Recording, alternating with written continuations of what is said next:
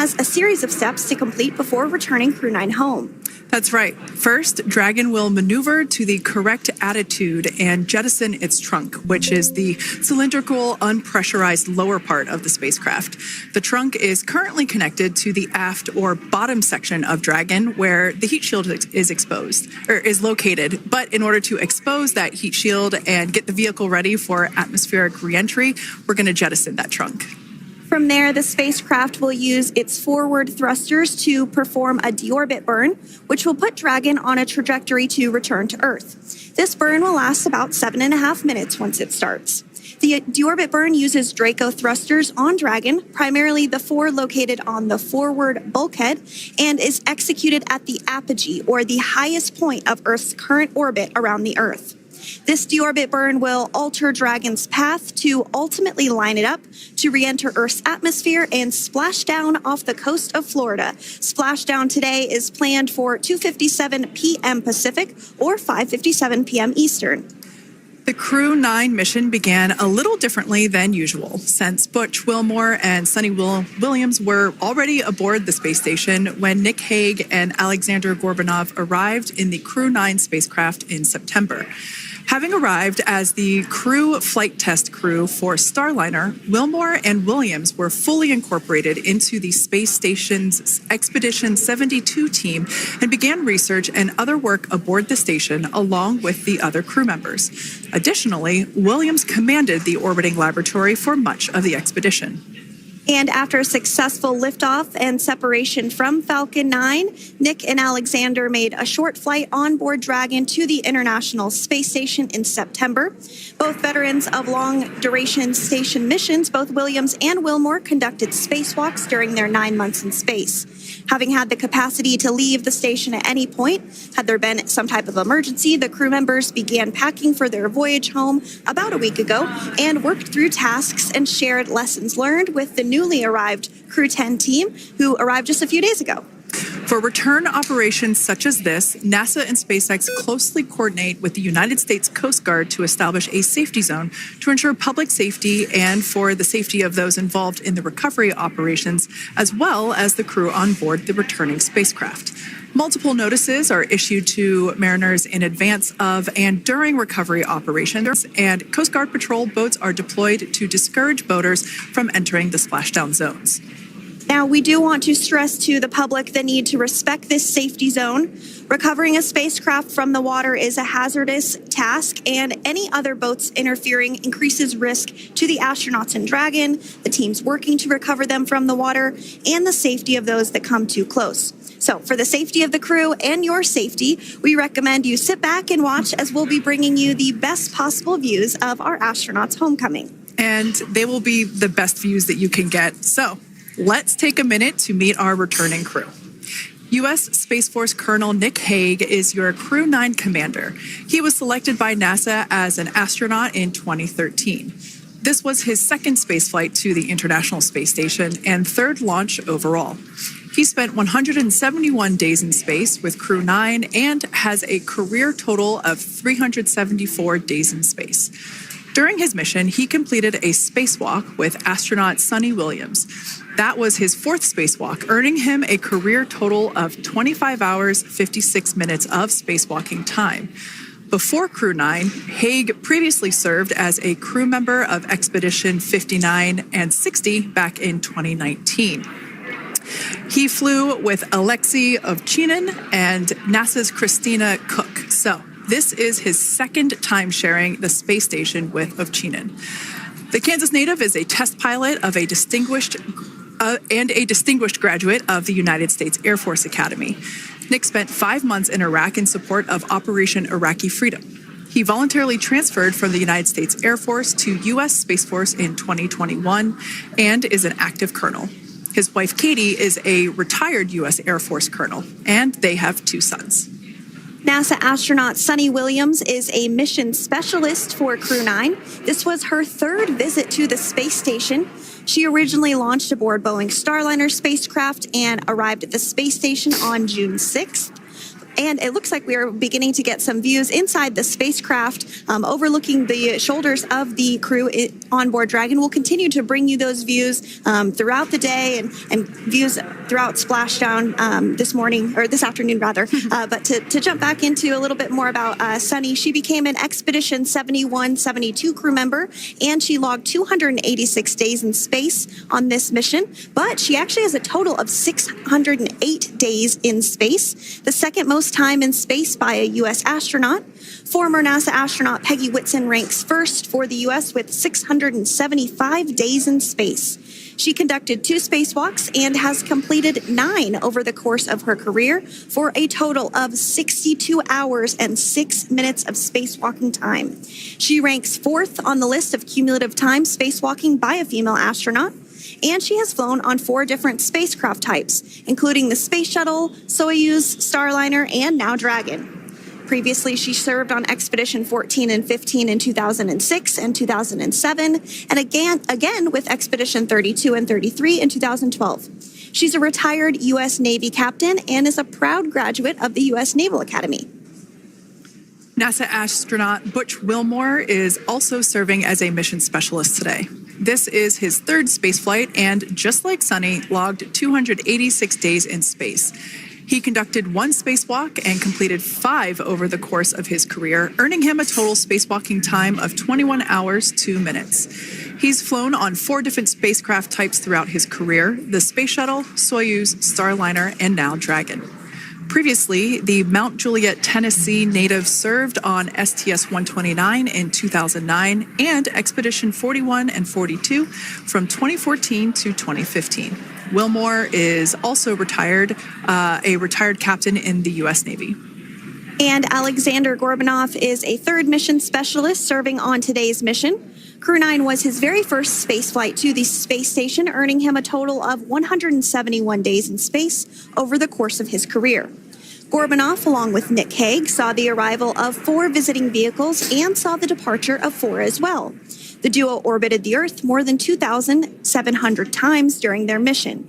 Before his cosmonaut selection in 2018, Gorbunov worked as an engineer for a rocket space corporation and helped support cargo spacecraft launches from the Baikonur Cosmodrome in Kazakhstan. To prepare for upcoming events, Dragon is currently doing a couple of things autonomously. First, it's isolating the thermal control system fluid loops from the radiator. This system is what will help keep the internal temperature of Dragon very comfortable for Nick, Suni, Butch, and Aleksandr during the re-entry phase. Dragon is also initiating separation of the claw mechanism, which will terminate data, power, and fluid connections between the spacecraft and the trunk in preparation for that trunk separation that I mentioned earlier. Now, as we saw before, we are hoping to get more views inside of the Dragon capsule. We will bring those, of course. We want to see more of our 4 crew members. But now a bit more of the Dragon Freedom capsule. It has flown on several missions for NASA. It first launched April 27th, 2022. To the International Space Station on NASA's SpaceX Crew-9 mission. It was subsequently used for 2 private spaceflight missions to the space station for Axiom Space, Axiom Mission 2 in May 2023, and Axiom Mission 3 in January of 2024. And of course, Crew-9 launched last year, is September 28th. So yeah, a little bit about the Dragon Freedom capsule. Here, a view that we have once again between the shoulders of Commander Nick Hague, who is on the left-hand side of your screen there, and Mission Specialist Aleksandr Gorbunov there on the right. That's right, Kate. And the next major milestone that we're looking ahead towards this afternoon is claw separation. We're targeting that claw separation at 2:05 p.m. Pacific time this afternoon, so less than 10 minutes from now. Continuing to get some views inside Dragon Freedom. To the far left there is NASA astronaut Butch Wilmore. And as you can see, the crew is suited up in their space suits. They are suited up in what we call dynamic phases of flight. So when they launch, when they dock, when they undock, when they return back for splashdown. We might hear some call outs on the loops about putting their visors down. That will happen just prior to deorbit burn. And you'll hear us pause when some of those communications happen. That's because we want to make sure that we are relaying the best information to you all, and so that you hear it as well. So if you do hear us pause, that is what we're doing. You also see they have their on there, and I know the gloves are pretty unique on the Dragon spacesuits, right? They're custom created? Yes, the spacesuit overall is custom fit for each astronaut. These gloves enable usage of the touchscreen panels that they have in front of them.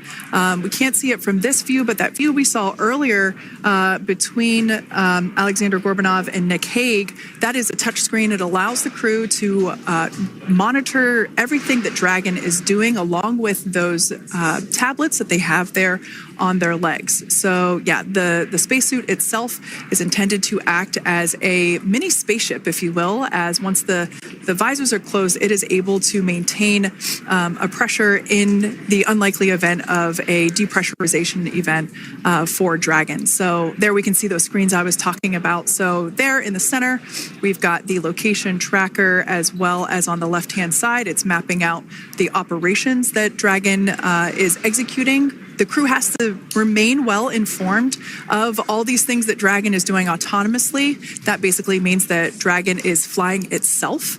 The crew has the ability to gain control of the capsule if necessary, but the capsule is essentially going to bring itself home. But of course, in order to be familiar with Freedom, SpaceX, deorbit sequence start in 5 minutes.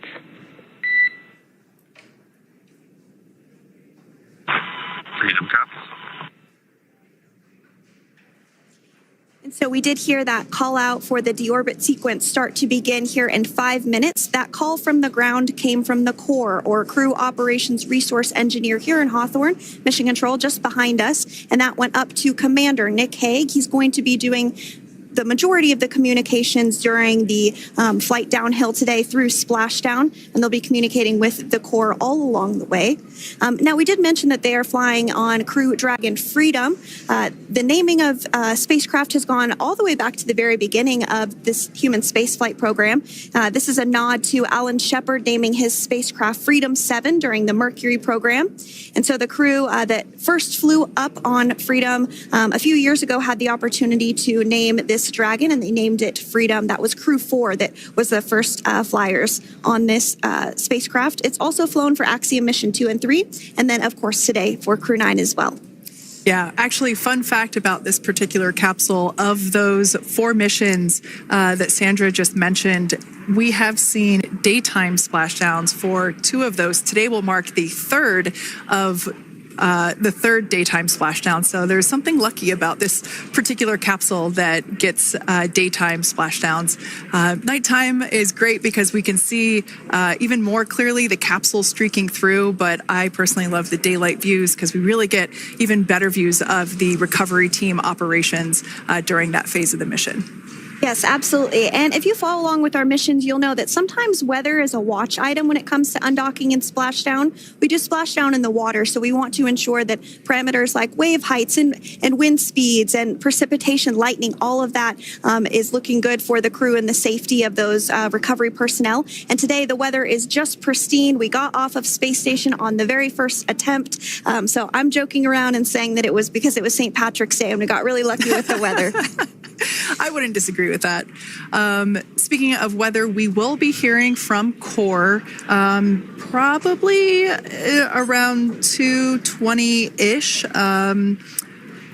Typically, before we enter the period of loss of signal, or LOS, we will hear an entry briefing from the core, the Crew Operations Resource Engineer, and they will deliver important information like updated anticipated splashdown and loss of signal times to the crew, as well as the wave height and wind speed.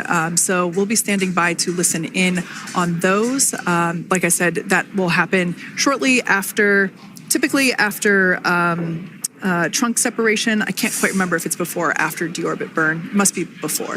But in any case, we'll be hearing all of that coming from core. In fact, that individual is seated there in the room on your screen. That is SpaceX Mission Control in Hawthorne, California. That room is located just over our shoulders. And that is where Dragon operators are standing by on console, monitoring the progress of Dragon as it continues its way home. It's been at the point of splashdown, it'll be about 17 hours since Dragon undocked from the International Space Station. The team there in mission control, there are multiple teams, in fact, and they cycle through shifts to ensure that everybody gets the required rest and sleep periods, just like the astronauts on board. And that crew operations and resource engineer is seated there in the room, and that, like Sandra said, is the primary voice that we'll be hearing communicate from the SpaceX team to the crew on board. That's right. And so it looks like we're about 3 minutes or so from the claw separation portion of today's flight. The claw is a portion on the spacecraft that holds the trunk to Dragon. Following claw separation, we're going to jettison or remove that trunk because it's no longer needed. The trunk has solar arrays on it that provides power to the Dragon spacecraft. But now that we're beginning the reentry process, we need to go ahead and jettison that trunk and able to expose the heat shield, which is really going to do the heavy lifting as Crew-9 re-enters the Earth's atmosphere. They come in at 17,500 miles per hour, so they really need to ensure that that heat shield absorbs that heat, and there's... Deorbit sequence start.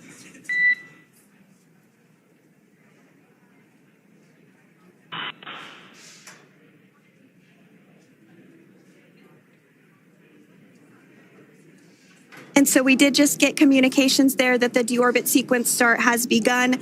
So here in just a couple minutes from now, we expect to hear information or a call back about the claw separation having begun. And again, that kicks off that trunk separation portion that I was discussing to remove that, expose the heat shield, and then eventually we'll have the deorbit burn. And we'll continue to walk you through all of these milestones as we approach them ahead of our splashdown at 2:57 p.m. Pacific time this afternoon off the coast of Tallahassee, Florida. Yeah, we're very excited to bring the Crew-9 crew home.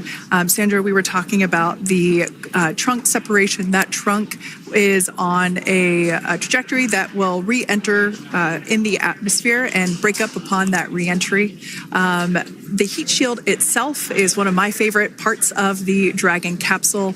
It is the workhorse of the re-entry phase. It will work to protect the Dragon capsule and the crew members on board during the re-entry phase as the temperatures outside of the capsule build up to, I believe, about 3,000 degrees Fahrenheit in excess of. And meanwhile, the interior of Dragon stays a very comfortable temperature. That heat shield does a lot of the work, and we'll see that plasma build up on the exterior of the capsule. As a result of the plasma that builds up, we will lose communications with the crew. This is known as loss of signal, or LOS. This is roughly a 10-minute period on average, even less than. I believe today it is probably about 6 or 7 minutes long. It kind of depends on the mission, and it happens for every Dragon capsule that re-enters the atmosphere. Due to that plasma buildup, we're not able to communicate or command the capsule, so we stand by while we wait to regain communication after we pass through that period of loss of signal and get what's known as AOS, or acquisition of signal. Continuing to stand by for claw separation, and then we'll look towards trunk separation. It'll be just about a minute or so after that. That happens pretty rapidly in succession. Some of our milestones will take a little bit longer throughout the day. For example, we will have a deorbit burn after that will take about 7.5 minutes and helps get Dragon set up in the right trajectory to splash down in the Gulf off the coast of Florida. So continuing to stand by for claw separation.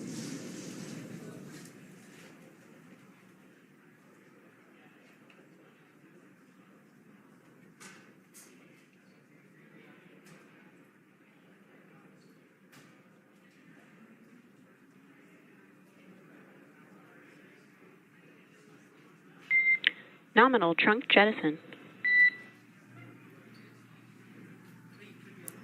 All right. Freedom copies. Great news there. That trunk has been jettisoned from the Dragon capsule. So the cloth was separated. That's the mechanism that connects the telemetry and power between the Dragon capsule and the trunk. In order to expose the heat shield underneath Dragon, we had to jettison that trunk. And so we just got confirmation that that has happened. So that is great news. Basically means that telemetry is looking good and that the nitrox system is primed for cabin and suit cooling, and the heat shield, like I said, is now exposed and ready for atmospheric reentry. The trunk served its purpose by gathering energy from the sun through its solar cells and converting that to battery power. Since we separated the trunk, we can't generate any more new power, but we really don't need to since we're coming home and Dragon has enough battery power already stored. Now, up next, the final steps that Dragon will perform prior to reentry: the slew, or the maneuver to deorbit burn attitude, and then the deorbit burn itself. This deorbit burn is the last time that the forward Dracos, which are the 4 thrusters located on top of the spacecraft under the nose cone, it's the last time that they will ignite. The deorbit burn will place Dragon on a precise trajectory to return to the splashdown zone off the coast of Florida, off the coast of Tallahassee, Florida, and that will last about 7.5 minutes once it starts. And so deorbit burn is targeted for 2:11 p.m. Central Time, so about 2 minutes from now. As we mentioned, it's going to last about 7.5 minutes, again, helping to get Dragon into the precise trajectory to ensure that splashdown occurs in the area that was calculated and where the recovery team is already in place, ready to support splashdown operations today. The recovery vessel Megan is the ship that is going to be utilized today. And we also have what is called fast boats that go out first to check the spacecraft and make sure everything is looking good before the recovery vessel Megan approaches.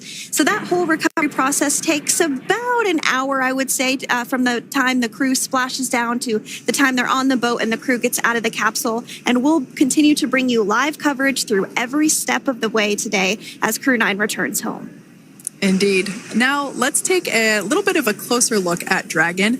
One of the great things about being close to the space station is that we can use space station cameras to look at Dragon. But now that Dragon is on its way home, we don't have those external cameras. So here's an animation of what the capsule looks like. We've got the pressurized section, the capsule on the top, and the trunk, or the unpressurized section, on the bottom. That's where those solar panels that we manufacture in-house are located, soaking up the energy from the sun and turning it into power for the capsule. At the very top of the capsule is the nose cone. That is where the Dracos, the forward Dracos, are located. That nose cone is currently open, not closed like we saw in that animation. Once we get through the final maneuverings for the re-entry phase, we will close the nose cone capsule just before Dragon begins its atmospheric entry to protect that forward hatch there located along with those forward Dracos.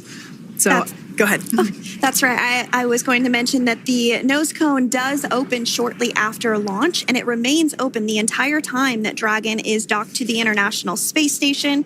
So as an example for this particular spacecraft, Freedom, since September when it docked to the International Space Station, remains open that entire time, and here shortly it will close for the very first time since September. So quick recap of what Dragon has done in recent history here. We basically began preparations for re-entry known as the deorbit sequence. So Dragon released the trunk. As we said before, we separated the claw, we released the trunk. It next will slew to the deorbit burn attitude. Slew basically meaning maneuver, so it will position itself correctly to execute that deorbit burn. We want the heat shield side to be facing forward, or first, if you will. We want that to be the leading edge of the Dragon capsule, as that heat shield is meant to basically be an ablative material for the heat that it will incur. Once we complete that deorbit burn, attitude slew, we will initiate the deorbit burn itself. That will last for several minutes, expecting that to be to start here any moment now, actually. And then it will go until about 2:18 p.m. Pacific time or 5:18 p.m. Eastern time. And I did hear confirmation that deorbit burn is underway. As we mentioned, it's about a 7.5 minute burn. So within the last 10 minutes, Dragon has jettisoned its trunk and initiated the deorbit burn just seconds ago. As mentioned earlier, for those operations, NASA and SpaceX closely coordinate with the United States Coast Guard to establish a safety zone to ensure public safety and for the safety of those involved in the recovery operations, as well as the crew on board the returning spacecraft. Multiple notices are issued to the mariners in advance of and during recovery operations, and Coast Guard patrol boats are deployed to discourage boaters from entering the splashdown zones. So we do want to stress to the public the need to respect this safety zone. Recovering a spacecraft from the water is a hazardous operation, and any other boats interfering increases the risk to not only the astronauts in Dragon, but the teams working to recover them from the water and the safety of those that may come too close. So for the safety of the crew, which you see there on your screen, your safety, we recommend you sit back and watch as we'll continue to bring you the best possible views of our astronauts' homecoming. Yeah, as I mentioned earlier, this deorbit burn is the last time that we will utilize our 4 forward Draco thrusters. Forward basically meaning at the top of the Dragon capsule. Dragon Freedom has not yet entered the Earth's atmosphere. This deorbit burn is what will line the vehicle up and put it on its final trajectory to the landing site right off the coast of Tallahassee, Florida. So basically, it is the last burn that the Dragon spacecraft executes and is what really locks it in for that precise landing. As you can see on your screen right now, Nick, Suni, Butch, and Alexander are using their screens to keep tabs on the burn duration, the Draco firings, and trajectory details such as entry angle, spacecraft perigee, and how much distance remains until deorbit burn termination. As I mentioned earlier, Dragon is flying itself. So all the crew has to do is stay strapped into their seats and keep tabs on things. Although I must say, if I had one of those window seats, it would be pretty difficult to restrain myself.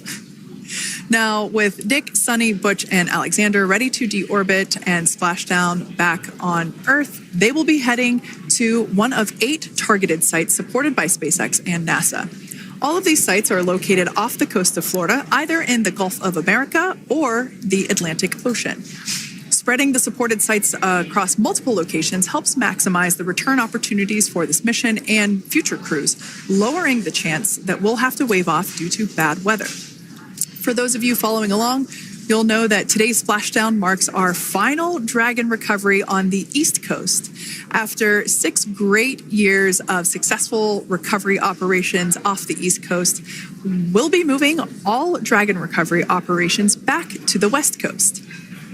And as always, NASA and SpaceX jointly select our splashdown location. And for today, the prime recovery site is off the coast of Tallahassee, Florida.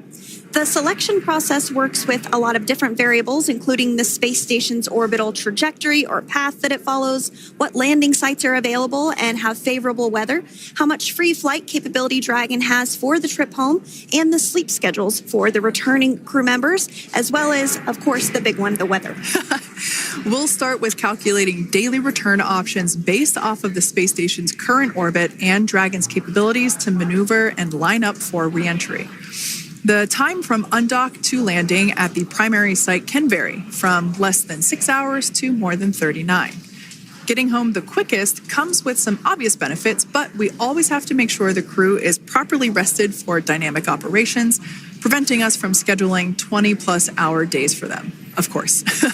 Trajectory and ballistic experts provide the daily opportunities that would line up Dragon with the 7 landing zones and split them into what we call ascending and descending opportunities. Dragon uses its Draco thrusters after leaving station to execute a series of altitude lowering maneuvers and to line up with the selected primary site. It can also change to different alternative sites while in a free flight if sudden weather moves in that we may need to avoid. So, as we mentioned, weather is something we're constantly looking at, making the final call to proceed about 2.5 hours before the crew undocks. So for the Crew-9 return, we looked at a number of weather items. Some of the obvious ones are no rain or a chance of lightning in the recovery zone, both for the safety of the crew inside Dragon and the recovery teams in the water. And we're also looking for wind speeds to be less than 15 feet per second or about 10 miles per hour, and relatively calm seas so that we can safely execute recovery operations, which includes landing a helicopter on the recovery ship to fly Nick, Suni, Butch, and Alexander back to Florida. Once Dragon began flying today, we had a number of additional checkpoints to either proceed towards the primary site, head to the alternate, or select a new zone based on real-time weather data. These checks happened all the way up until we were in the final hours before the deorbit burn, which has just about a minute or so left in it. And this is the last burn in the trip home that commits Dragon to re-entering the Earth's atmosphere. Now, we are currently waiting to conclude the deorbit burn. We've got less than a minute until that finishes. We will expect to hear a call out for nominal burn, which will confirm completion of that deorbit burn for Dragon Freedom. We can see images there from the touchscreen display panels that the crew utilizes in flight. We can see the visualization of exactly which one of the four forward Draco thrusters are firing. That's why you have kind of like a strobe effect there.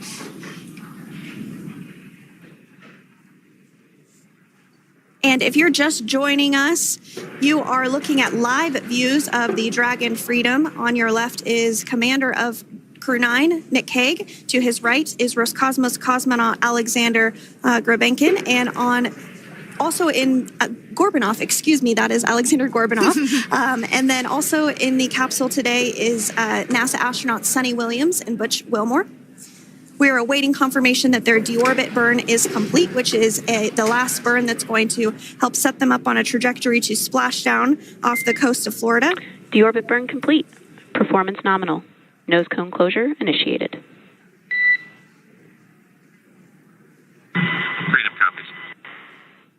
All right, excellent news there. We heard the words we were looking for, nominal burn. So that means that deorbit burn was successful and nominal, meaning as expected. And we're now beginning to close the nose cone in preparation for atmospheric reentry. So in the background, Dragon is currently inhibiting those forward bulkhead Draco thrusters that we just used to complete the deorbit burn, ensuring it's safe to latch the nose cone shut for re-entry. Also, the vehicle has initiated the nitrox suit purge, which will help keep Nick, Suni, Butch, and Alexander cool and comfortable during re-entry, which is coming up in about 20 minutes from now. At this point, the nose cone is closing and protecting the forward hatch for re-entry, and the crew are using their screens to continue to monitor the locking of the nose cone, which is done by a set of hooks. And as we mentioned earlier, that nose cone has remained open since September, so this is the first time it's closing in a few months. Yeah, that's absolutely right. Now, we will be expecting, as I mentioned before, an entry brief from SpaceX Core. Again, that's the crew operations resource engineer who is seated in that room that you see there on your screen. That entry brief will provide updated times for anticipated splashdown as well as the loss of signal or period of LOS. And that briefing will also give us information such as wind speed and wave height at the expected splashdown location. But all in all, everything has been great today. All events have been executed on time as expected, and we are looking forward to a splashdown of the Crew-9 crew at about 5:57 p.m. Eastern Time or 2:57 p.m. Pacific Time. Between now and then, things are going to start moving quite quickly. In fact, if any anything, this will have seemed like the slower part of the reentry phase. We're going to go through, like I said, that period of loss of signal, or LOS. That period is a few minutes long where we are unable to communicate or command the capsule due to the plasma that builds up on the exterior of the capsule. That period, like I said, lasts for a couple minutes. You will start to hear SpaceX Core hail the Crew-9 crew a little bit earlier than expected, because we, in the past, have actually regained communications a couple minutes earlier than initially anticipated. So we'll go through that period of loss of signal, that entry period, that specifically when when the Dragon spacecraft is re-entering through the atmosphere, approximately at about 18,000 feet, when the capsule is traveling at 350 miles per hour. We will see our first views of parachutes for the day. It's one of my favorite moments of return sequences, is when we get to see the drogue parachutes. We'll see the drogues come out. Those drogues will help slow the vehicle down to about 119 miles per hour. And then that is when the main parachutes will come out from the Dragon spacecraft, and then ultimately end in splashdown. And we are hearing confirmation that the nose cone is closed and everything was nominal or as expected with that closure. So as we begin the second half of entry, Dragon is now beginning to inject cooled nitrox into the air being delivered to the spacesuits worn by Nick, Suni, Butch, and Alexander. Again, this is what will allow the crew to remain comfortable while external temperatures reach 3,500 degrees Fahrenheit as they re-enter the Earth's atmosphere.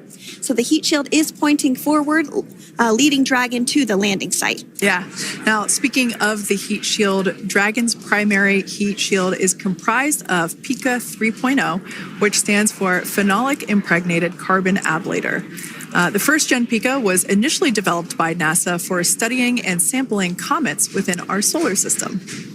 SpaceX partnered with NASA to develop PICA X, which was the second-generation product used on all Dragon 1 cargo resupply service missions that resupplied the International Space Station on 20 missions.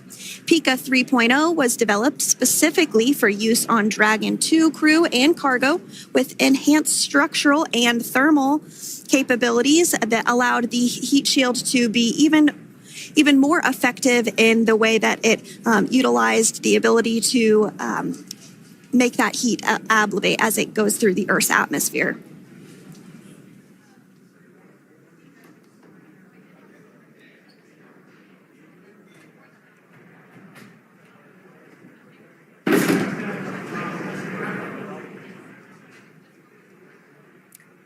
The remainder of Dragon is composed primarily of a SpaceX proprietary ablative material. It's another class of thermal protection which is lighter weight versus PICA and protects the underlying composite structure during reentry to ensure the structural capabilities are maintained. While Dragon will experience temperatures well over 3,000 degrees during peak reentry conditions, the characteristics of the thermal protection system, coupled with the environmental control and life support system in the pressurized interior, will ensure that Nick, Suni, Butch, and Alexander stay cool and comfortable during all phases of reentry through splashdown. Now, if you've just recently joined us, we hope to regain views of our crew members inside Dragon Freedom. But we don't have those available at the moment due to ground station coverage. So we will bring those back to you as soon as we can. Now, after Dragon Freedom has re-entered the Earth's atmosphere, a series of parachutes will deploy to slow the crew's descent. First will be the 2 drogue parachutes, followed by the 4 main parachutes, and those will guide Dragon to its first contact with Earth since it launched back in September. Dragon will automatically deploy these parachutes when different pressure and positioning sensors on the spacecraft detect that they're at the right speed and altitude. Vehicle velocity at drogue deploy is approximately 350 miles per hour, and they deploy at about 18,000 feet. Now, when the vehicle velocity at main deploy is approximately 119 miles per hour, and they deploy at about 6,500 feet. When Dragon splashes down in the water, the vehicle velocity will be about 16 miles per hour, so you can really see how those parachutes help to slow down the crew inside the capsule. The highest G-load the crew is expected to experience today is about 3 to 5 Gs. Yeah, when you think about really fun roller coasters, they're about in that range. So I'm sure that our crew on board will be well equipped to experience those Gs. It's nothing for them. They go through much more intense training. And so we are continuing to make our way through a number of milestones today. We did have trunk separation. Freedom, SpaceX. Nose cone is secure for entry. Freedom copies.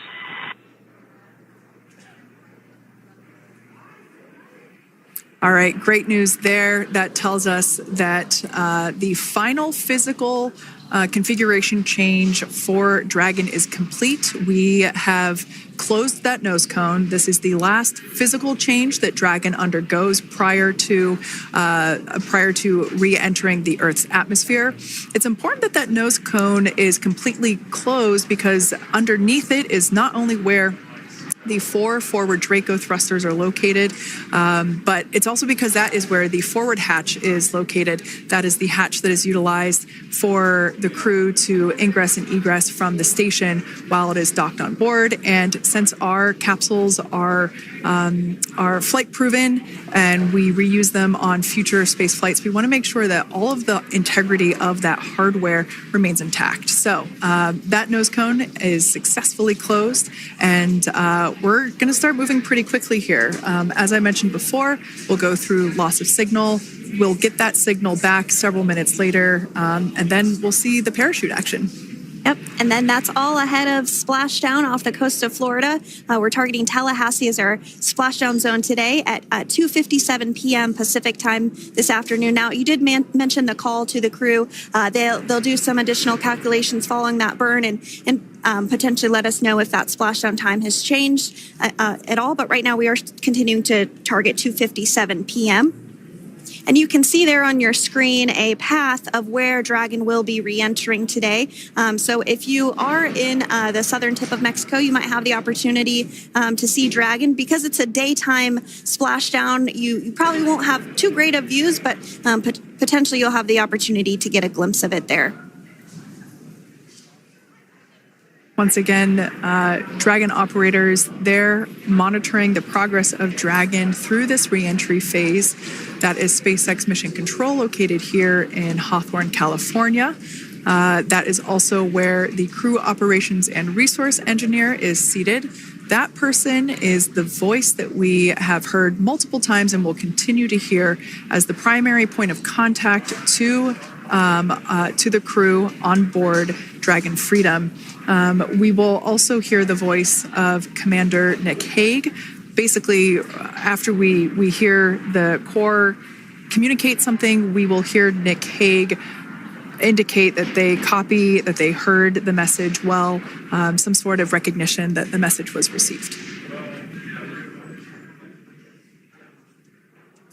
And if you joined us yesterday for our coverage during the undocking, we were communicating through something that's called a big loop. We do that when we're in integrated operations with the International Freedom, SpaceX for entry sequence. Report when ready to copy. Ready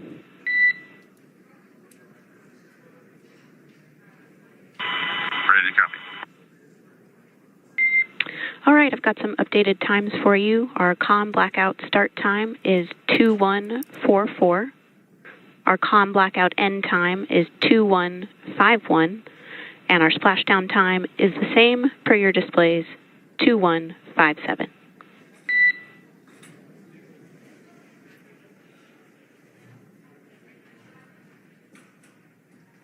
Okay. Understand comm blackout start 2144, stop 2151, splashdown per display.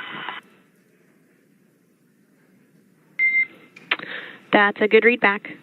And with that, please report when tablets are secured behind the elastic bands, restraints are tight, and visors are down. And copy, will copy.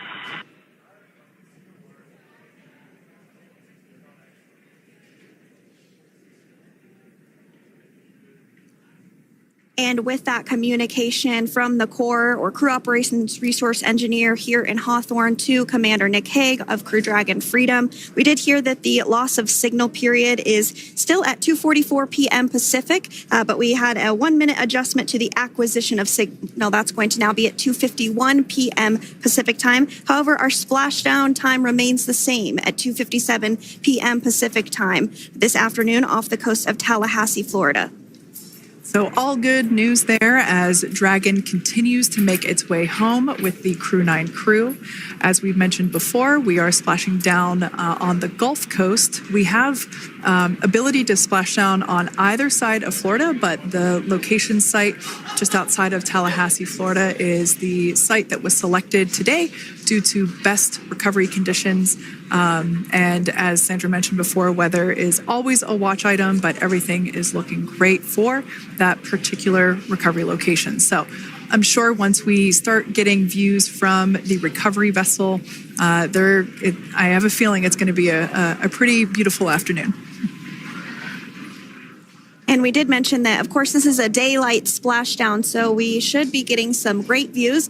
We do have a couple of spacecraft called the WB-57, which are high-altitude planes that NASA utilizes during splashdown operations. Those are en route and going to be tracking the capsule as it makes its way through the atmosphere and should be providing some good views for us. Kate and I were just chatting about how we haven't had a daytime splashdown in a little while, so we're looking forward to the views along with you. Yeah. Nighttime views are also great because we can see that capsule streaking through the night sky quite brightly. So like Sandra, you said earlier, daylight will be a little bit less bright, but we will definitely be able to see the SpaceX recovery team operations much clearer. I could also imagine it's probably a little bit easier for the team themselves to do their work in daytime than at nighttime. We'll see them rush in really quickly with a couple of fast boats as they begin the initial safety checks and sweeps of the Dragon capsule while also retrieving the parachutes from the surface of the ocean. The recovery vessel, the main recovery vessel, will continue to make its way closer to the Dragon capsule. It is stationed a couple miles away from the actual recovery location, the splashdown location, for obvious safety purposes. So it takes a little while for that vessel to make its way over, but once it's closer, we'll have even better views of those recovery operations. And you may be wondering why sometimes we splash down in the daytime versus the nighttime. And believe me, we would all love for these operations to happen during regular daytime working hours. But unfortunately, orbital mechanics just doesn't quite work out that way. So it has to deal with the location of the International Space Station, as well as where the splashdown zone is on Earth and that trajectory, as well as the phasing. So as we mentioned earlier, sometimes we have phasing as short as 6 hours, sometimes in excess of 30 plus hours. It just depends on where the targeted area is that the capsule is going to splash down. So today's phasing has been 17 hours since undocking occurred at 10:05 p.m. Pacific yesterday evening for us here in Hawthorne. Early wee hours for folks on the East Coast and other areas of the United States. Yeah, but regardless of whether it's daytime or nighttime, the SpaceX recovery team has trained and practiced and rehearsed for it all. So regardless of daylight, they are really efficient with those operations. And but like you said, Sandra, it has been a minute since we have seen a daytime splashdown on a NASA SpaceX crew mission. The last daytime recovery was on Crew-4, which was the debut flight for the capsule flying today, the spacecraft known as Dragon Freedom. And so, yeah, kind of a fun fact there in terms of the timing of that daylight splashdowns. Once again, standing by for more communication with the crew. The next event that we have coming up is the start of that period known as loss of signal. That is the period still expected at 2:44 p.m. Pacific time. This lasts for several minutes while the capsule is making its way through the Earth's atmosphere. The heat shield located at the bottom of the capsule really doing all the work at that point in time in terms of using the atmosphere to slow the capsule down from its orbital speeds of 17,500 miles per hour. Our tablets are secure, restraints are tight, and visors down. We are configured for entry. Freedom, I copied. Tablets are secured, restraints are tight, and visors down.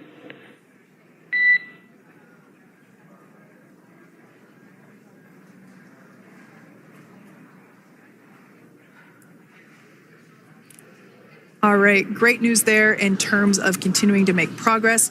That back and forth communication we heard was just letting Core know that per their instructions, Crew-9 has now put away everything that was necessary in order to begin the re-entry, including those tablets that were located on their legs. Those are now stowed away. They've tightened that safety harness that we see there, and the visors are now down. So with all that being said, let's take a minute to meet our returning crew. U.S. Space Force Colonel Nick Hague is your Crew-9 commander. He was selected by NASA as an astronaut in 2013. This was his second spaceflight to the International Space Station and third launch overall. He spent 171 days in space with Crew-9 and has a career total of 374 days in space. During his mission, he completed a spacewalk with astronaut Suni Williams. That was his fourth spacewalk, earning him a career total of 25 hours, 56 minutes of spacewalking time.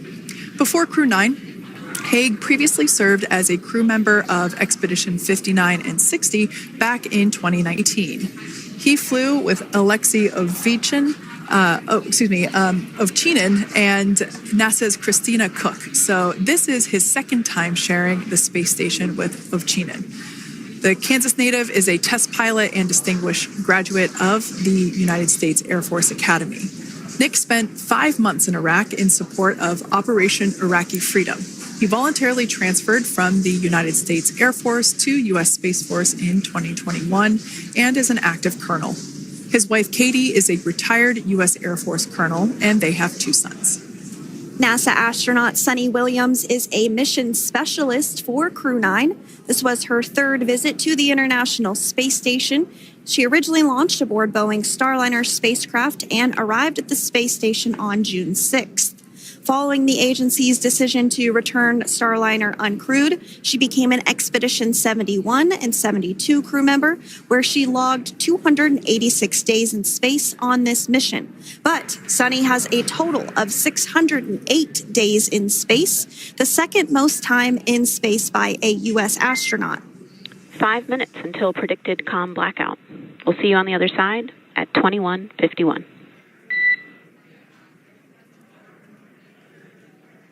21:51. Talk to you soon. And with that call out from the crew operations resource engineer to Commander Nick Hague, letting them know that everything is looking good ahead of the loss of signal period. We will see the crew on the other side of the loss of signal period at 2:51 p.m. Pacific time this afternoon. Continuing on about Suni Williams, who has a total of 608 days in space, the second most time in space by a U.S. astronaut. Former NASA astronaut Peggy Whitson actually ranks first for the U.S. with 675 days in space. Suni conducted 2 spacewalks and has completed 9 over the course of her career for a total of 62 hours, 6 minutes of spacewalking time. She ranks 4th on the list of cumulative time spacewalking by a female astronaut, and she has flown on 4 different spacecraft types, including the Space Shuttle, Soyuz, Starliner, and now Dragon. Previously, she served on Expedition 14 and 15 in 2006 and 2007, and again with Expedition 32 and 33 in 2012. She's a retired U.S. Navy captain and is a proud graduate of the U.S. Naval Academy and was the first astronaut to run a marathon in space. Pretty awesome stuff. Now, NASA astronaut Butch Wilmore is also serving as a mission specialist today. This is his 3rd spaceflight and, just like Suni, logged 286 days in space. He conducted 1 spacewalk and completed 5 over the course of his career, earning him a total spacewalking time of 21 hours and 2 minutes. He's flown on 4 different spacecraft types throughout his career: the Space Shuttle, Soyuz, Starliner, and now Dragon. Previously, the Mount Juliet, Tennessee native served on STS-129 in 2009 and Expedition 41 and 42 from 2014 to 2015. Wilmore is also a retired captain in the U.S. Navy. Next up is Aleksandr Gorbunov, who is the 3rd mission specialist serving on today's mission. Crew-9 was his first space flight to the space station, earning him a total of 171 days in space over the course of his career. Gorbunov, along with Nick Hague, saw the arrival of 4 visiting vehicles and saw the departure of 4 as well. The duo orbited the Earth more than 2,700 times since September. Before his cosmonaut selection in 2018, Gorbunov worked as an engineer for a rocket space corporation and helped support cargo spacecraft launches from the Baikonur Cosmodrome in Kazakhstan.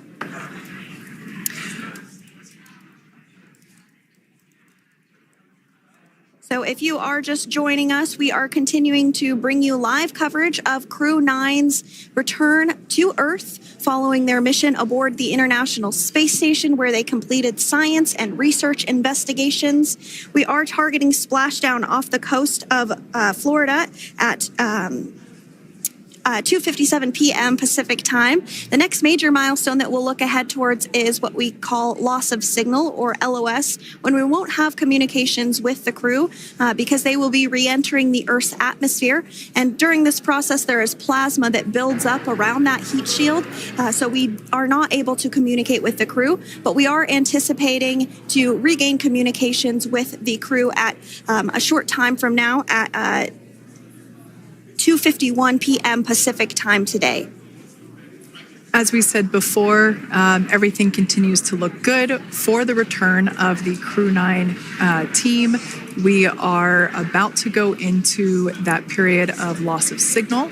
Once we get views of the crew inside the capsule, once again, we will be sure to bring those to you. But that period of time is when plasma is building up on the exterior of the capsule, generating heat in excess of 3,500 degrees Fahrenheit. So we are unable to communicate or command the spacecraft at that time. And that includes, unfortunately, video feeds as well. So as soon as we get the views back inside Dragon, we will bring those to you. But until then, we are going to stand by and continue to monitor the progress of Dragon.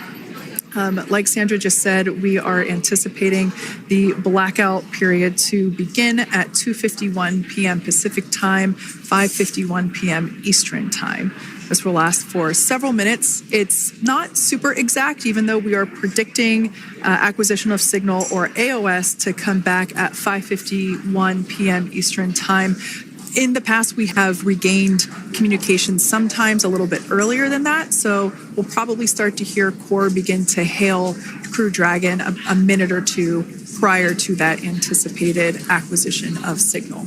But right now, Nick, Suni, Butch, and Alexander are seated in their seats inside Dragon Freedom. Their visors are down, and they have put away or stored the tablets they had located on their upper leg to monitor Dragon's progress. Now they will be utilizing the touchscreen displays, where the current operation and future operations will be displayed as they are able to monitor Dragon's progress continually. As I said before, Dragon is autonomous, meaning it is flying itself. So the crew stands by and monitors, and those touchscreen displays are what will be allowing them to do so and prepare for events such as parachute deploy.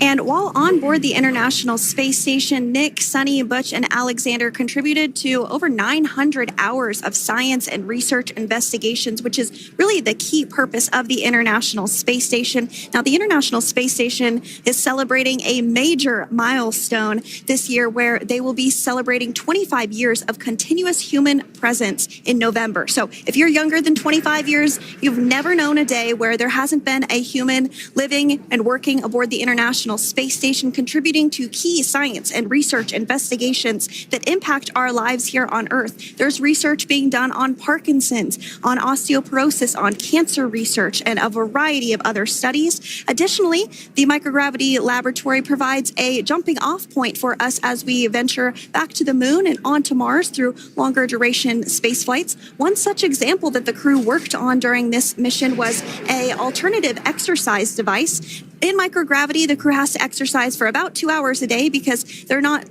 having the effects of gravity on their body. So to prevent bone and muscle loss, we counteract that with 2 hours of exercise per day.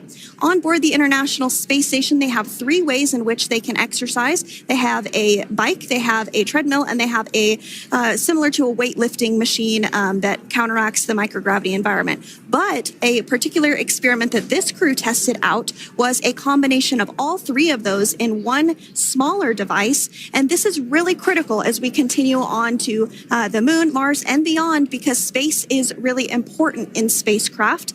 So if we have something smaller that the crew might be able to utilize, that can potentially help us venture out even further into the solar system. So science is really the name of the game when it comes to the International Space Station. Some of the other science highlights that took place during this increment that are particularly interesting to me was we had the first wooden satellite that was deployed. This is a study to see if other materials might be more resourceful or renewable in space. So I'm really excited to see the results of that one as well. Additionally, we had a couple of spacewalks that took place to not only provide maintenance to the International Space Station, but also where we swabbed the outside of the space station near vents to see if any microbes that we all have microbes on us, to see if any of those could survive in the harsh environment of space, which again is very important for us to know and understand as we continue to the moon, Mars, and beyond. Very exciting stuff.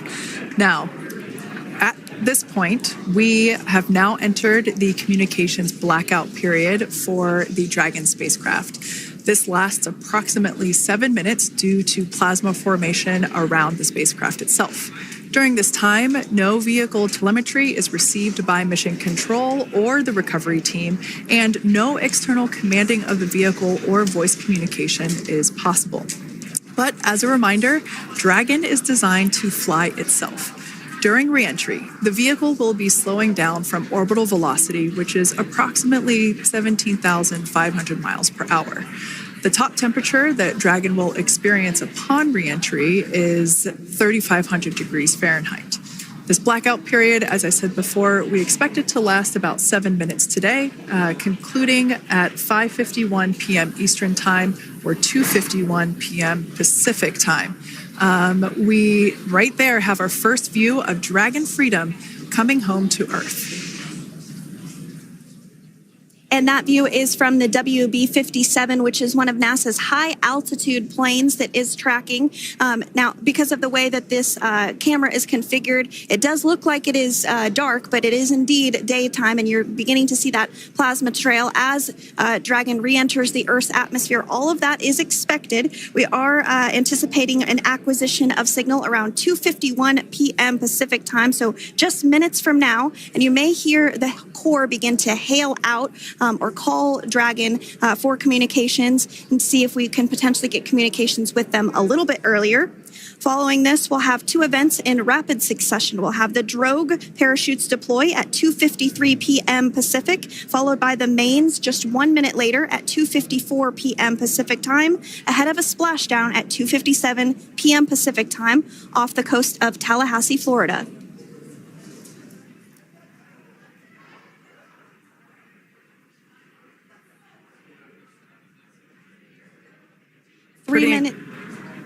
Pretty incredible views of the Dragon spacecraft making its way home back to planet Earth with the Crew-9 astronauts on board.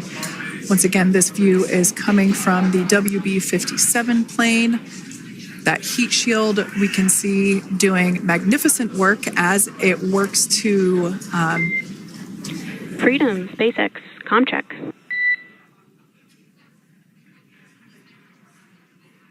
All right, we're going to start hearing the SpaceX Crew Operations Resource Engineer.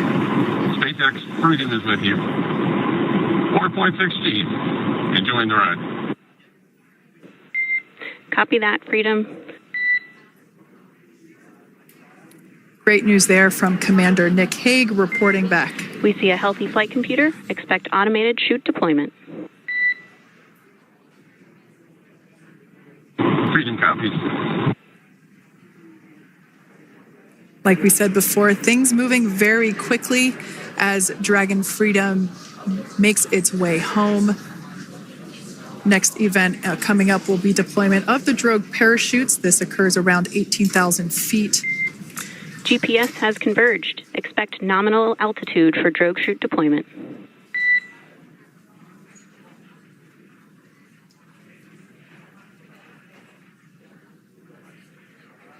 We're about 2 minutes away from deployment of those drogue parachutes. Now the heat shield is continuing to work to slow the vehicle down. That entry period, the Dragon spacecraft went from orbital velocity about 17,500 miles per hour down to about 350 miles per hour. So it really gives you a sense of why that plasma builds up on the exterior of the capsule, thanks to the heat shield and the work that it does. Those drogue parachutes will slow it down from 350 to about 119 miles per hour. We can see 15 kilometers. Brace for drogue window. We can see seat rotation happening inside the capsule. Great to get those first views of our crew members. Once again, the capsules are going about 350 miles per hour when the drogues are deployed. Those drogue parachutes that we manufacture here in-house are going to slow the spacecraft down to 119 miles per hour. And that is when we will see the main parachutes deploy, and that occurs about 6,000 feet above the ocean's surface.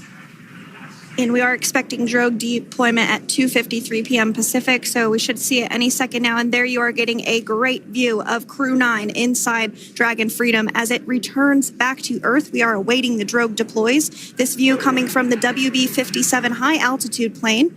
And there you see it on your screen, drogue deployment. Drogue descent rate nominal. You can hear the crowd here. Visual on 2 healthy drogues. The crowd here very excited as Dragon Freedom continues to make its way back to planet Earth.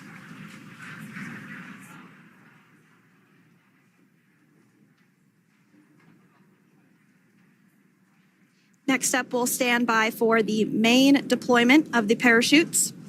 The mains are quite a bit larger. You'll be able to notice the difference on your screen once they deploy, and they continue to ensure that the Dragon spacecraft slows down even further. As we mentioned, Freedom will be traveling 16 miles per hour when it splashes down off the coast of Tallahassee, Florida, here at 2:57 p.m. Pacific time this afternoon. And there we go. We have visual on 4 healthy mains. That view was from inside. Freedom copy. That view was from inside one of the buckets where the parachutes are located. So we see a great view there of the reefing on those parachutes. And as those main parachutes begin to inflate fully, 4 beautiful, healthy mains. Now awaiting visuals of splashdown. Freedom, 1,000. We'll start to hear Commander Nick Hague. Copy 1,000. As we heard right there, Commander Nick Hague will be calling out the altitude of the Dragon capsule from here on out. Landing in water is simpler and provides more margin against unlikely parachute issues. You can see those parachutes continuing to slow the Dragon capsule down. And if you're just joining us, you're looking at 800 meters. a live view of Crew-9, just minutes away from splashing down off the coast of Tallahassee, Florida. Splash down 2 minutes from now at 2:57 p.m. Pacific. We do have 4 healthy mains really doing the job there. Just breathtaking views of a calm, glass-like ocean off the coast of Tallahassee, Florida. Crew-9 just minutes away from splashing down. This is really such an incredible shot. Copy 600.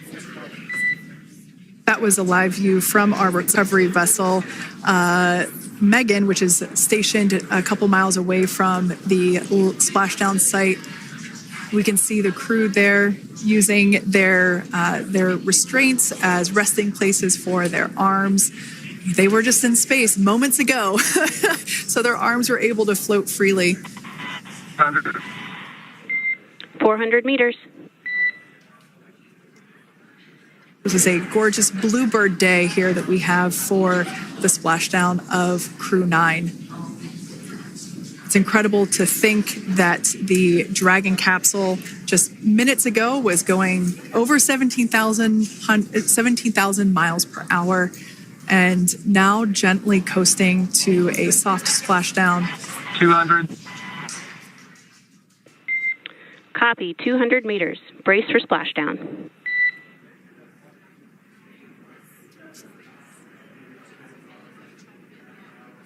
As you can see there on your screen, continuing to monitor progress of the Dragon spacecraft. And we're going to stand by for splashdown located in the Gulf of America off the coast of Tallahassee, Florida.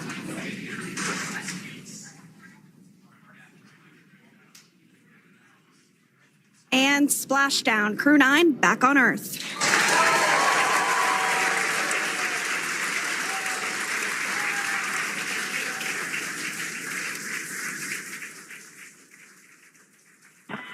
And SpaceX Freedom, splashdown. Good main release.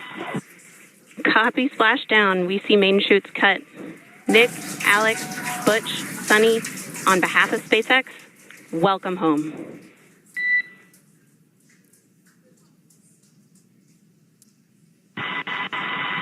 It is an amazing, what a ride. I see a capsule full of grins ear to ear.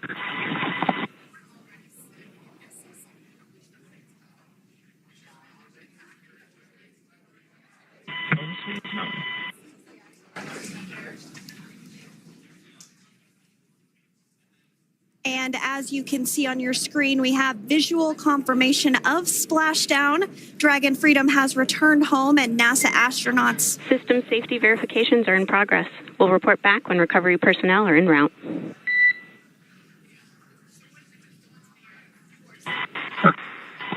Understand. And, we're in section 2 of 4.800 landing response.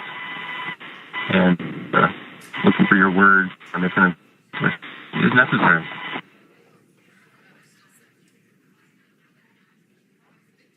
In the distance, we can see the recovery vessel making its way. Copy, you're in section 2 for the environmental assessment in 4.800. That is not necessary today.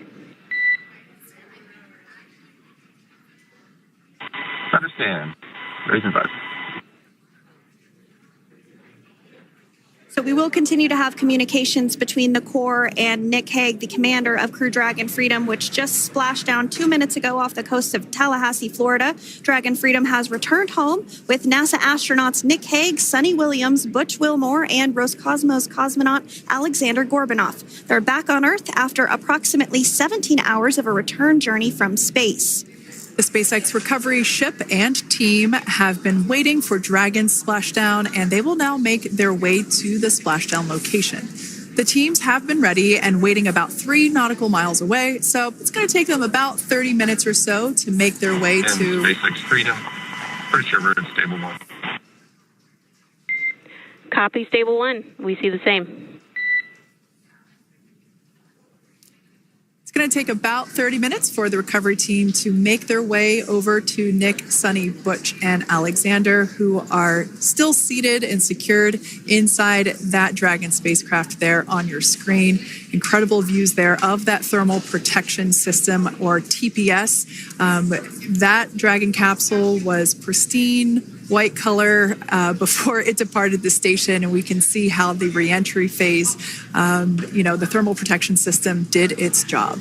Now, if you're wondering what that hole, that like bucket area is, that is underneath the side hatch. That is where the main parachutes were stored. So when we saw the Dragon capsule docked at station, it looked very different. The panel that protects and covers the main parachutes, that was still intact, as well as the panels that enclose where the drogue parachutes are located.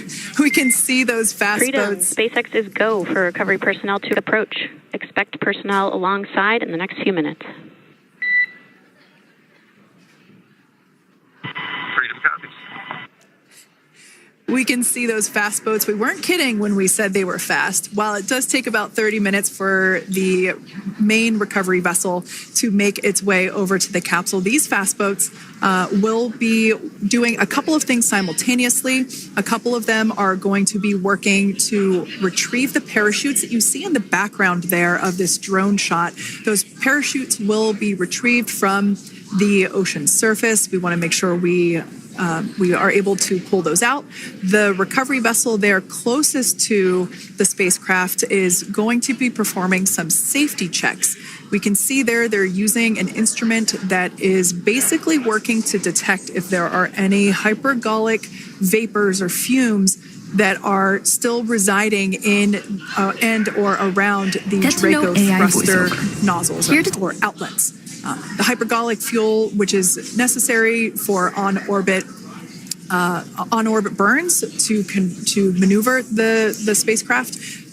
Unfortunately, those hypergolics are unable to be breathed. They are toxic, and so this team here is doing those initial safety checks to make sure that it is safe for the rest of the recovery team to approach the spacecraft. They're also checking to make sure that any residuals from the pyros are safe and are not going to cause any issues. We can see the team working their way around the spacecraft to do these basically these sniff tests on all of those Draco thrusters. And as we continue to await the recovery of our Dragon spacecraft with NASA astronauts Nick Hague, Suni Williams, Butch Wilmore, and Roscosmos cosmonaut Aleksandr Gorbunov inside, Dragon has autonomously completed several steps to safe itself following splashdown.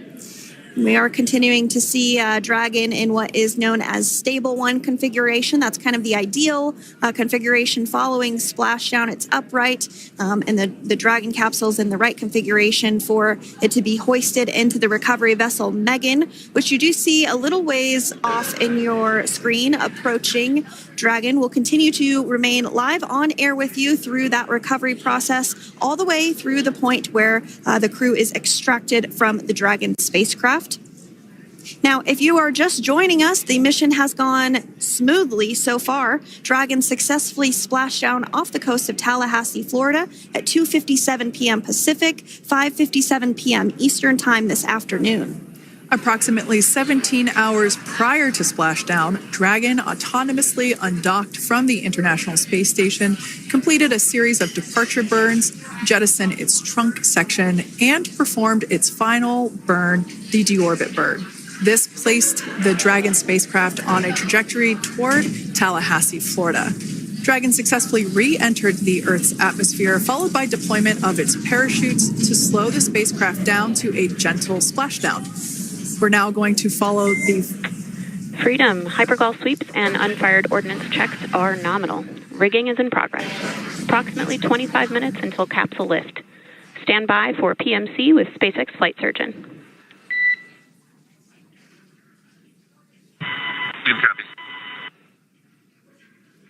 And so what we did just hear there was communications that those hypergol checks were complete. They didn't find any of that upon those checks, so we'll continue to move through the timeline. Next up is a process called rigging, which you see happening right now on your screen. This is when a SpaceX recovery personnel actually works to climb aboard the capsule and work through procedures ahead of lifting onto the nest of the recovery vessel Megan. We heard it's going to be about 25 minutes or so until that lift actually takes place.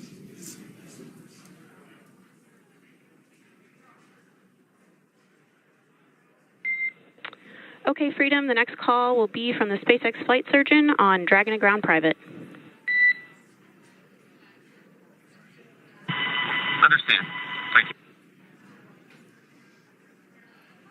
Callouts there indicating that the crew will have the opportunity to do a quick check-in with the SpaceX flight surgeon. This is standard procedure for every Dragon spacecraft when it returns to Earth. It's just an initial check-in, make sure everybody is doing okay. They will also have another check-in with the flight surgeon once they are on board that recovery vessel that you see there in the background. We can now see that SpaceX recovery team member they're on top of the Dragon spacecraft. They are going to be working to install plugs in the Draco thrusters to ensure that none of those and to ensure that no more hypergolic fumes or vapors come out from the spacecraft. They'll also place harnessing around the spacecraft that are required in order to lift it out of the water. Go ahead, Sandra. Continuing to get some views of the recovery personnel, both the main recovery vessel, Megan, as well as some of those fast boats that we've discussed previously. It looks like just a beautiful day there out off the coast of Tallahassee, Florida. Weather was pristine. We were able to get undocked from the International Space Station as expected at 10:05 p.m. Pacific time yesterday evening, and Crew Dragon has since completed steps ahead of its splashdown at 2:57 p.m. Pacific, and we're now stepping through procedures to get Dragon hoisted up onto the Megan recovery vessel and get the crew extracted out of the spacecraft. And you did see some of the parachutes that were near the spacecraft. Upon detection of landing, Dragon automatically releases those main parachutes to prevent wind from pulling the spacecraft. Dragon then automatically safes any pyrotechnics that may still be present on the vehicle and may automatically perform additional minor system reconfigurations. The astronauts will remain seated and in their suits at this point, but the onboard air conditioning keeps things temperature controlled inside the spacecraft so the crew remains comfortable, and the communication systems. Freedom, SpaceX, ComCheck. SpaceX, this is Freedom. We loud and clear. Copy that, Freedom. Have you loud and clear as well, and Dragon to ground is no longer private. Understand, thank you. As we saw there on the screen, we have a couple of fast boats in the recovery fleet that have quickly moved into the splashdown location. They are being followed by one of the main recovery vessels, which will move into position upwind of the spacecraft. The two fast boats have very specific roles. Excuse me. The first approach is focused on immediate safety inspection, as we saw. They do this for spacecraft integrity and checking for any presence of those hypergolic propellant vapors. And this ensures that it is safe for the recovery vessel to approach Dragon. Once Dragon is cleared for full approach, as we heard is the case today, the team begins rigging the spacecraft for water recovery by the recovery ship. The second fast boat is responsible for parachute recovery and also serves as a redundant boat to the first one that makes the initial approach to the Dragon spacecraft. As we saw a little bit earlier, we were also able to see one of the recovery team members get on a jet ski to help gather up the parachutes that were automatically detached from the Dragon spacecraft upon splashdown. And it will take a little over 10 minutes for the recovery crew to complete their safety checks. Once they complete, the team will begin preparing Dragon to be lifted. And as you see, they are preparing for that to take place at this point. As part of the preparation for this lift, one member of the recovery team has climbed on top of the spacecraft already so they can attach Dragon's hoist rings and connect to the lifting lines. It will take us less than an hour to raise Dragon to the recovery boat and remove the crew from the spacecraft. After medical checkouts, the crew will return to land within 4 hours by helicopter. And if no additional medical assistance is needed, the crew will board a waiting NASA plane and depart for Houston.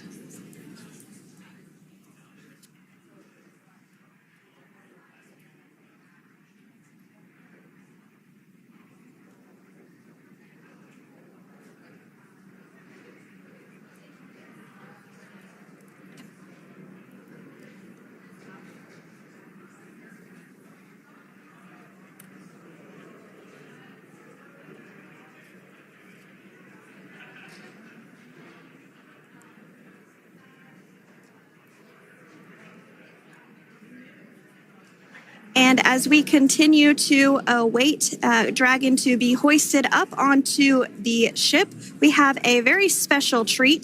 NASA Public Affairs Officer Jaden Jennings, who is actually on the recovery vessel and had a bird's eye view of the splashdown today. Jaden, how are you? How was the view from the recovery vessel? Hi, Sandra. How do you hear me? I've got you loud and clear, Jaden. It's so great to hear you. Awesome. So splashdown, Sandra, was nothing short of be advised, spectacular. we are transitioning the forward link. Comm will be unavailable for approximately 5 minutes. Freedom comes.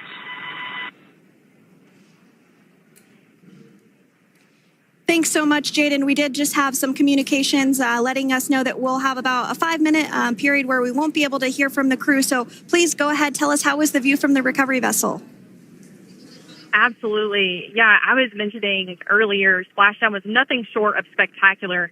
And we were stationed about 1.5 nautical miles away from the splashdown zone and had great visuals here on the recovery vessel Megan. We actually saw a little of the smoke trail as the spacecraft was coming in.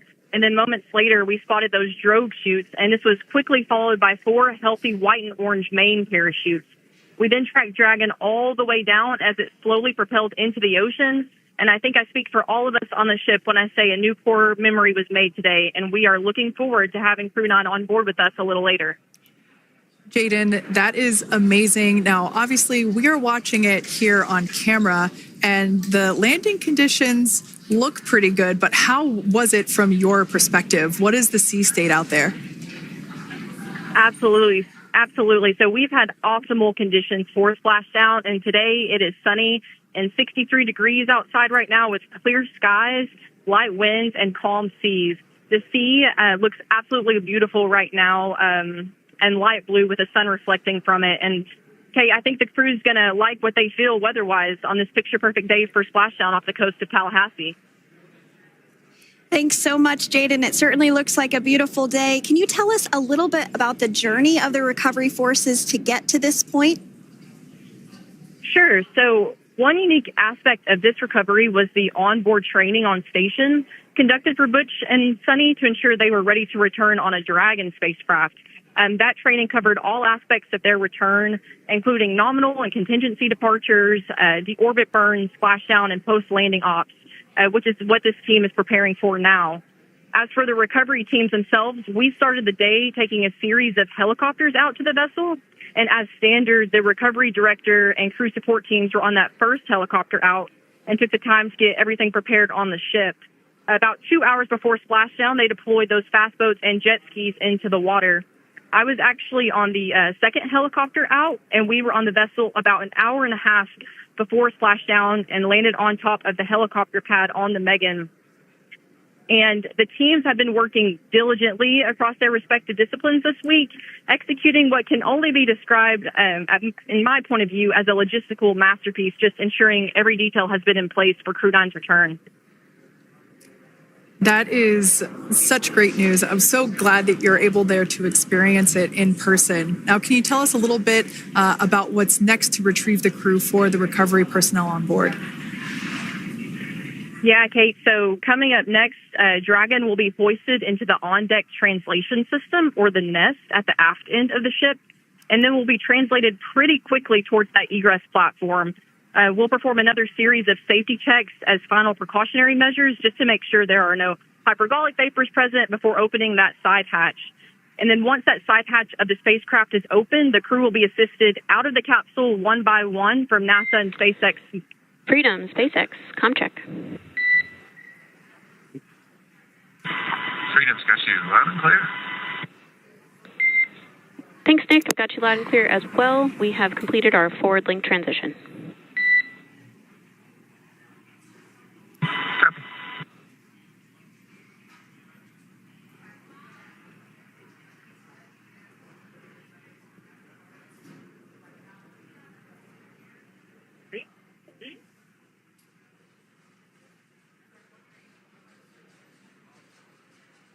And Jaden, if you did just want to go ahead and let us know what is next to retrieve the crew, we are continuing to get some great views on our screen, but I know you have an even better view yourself.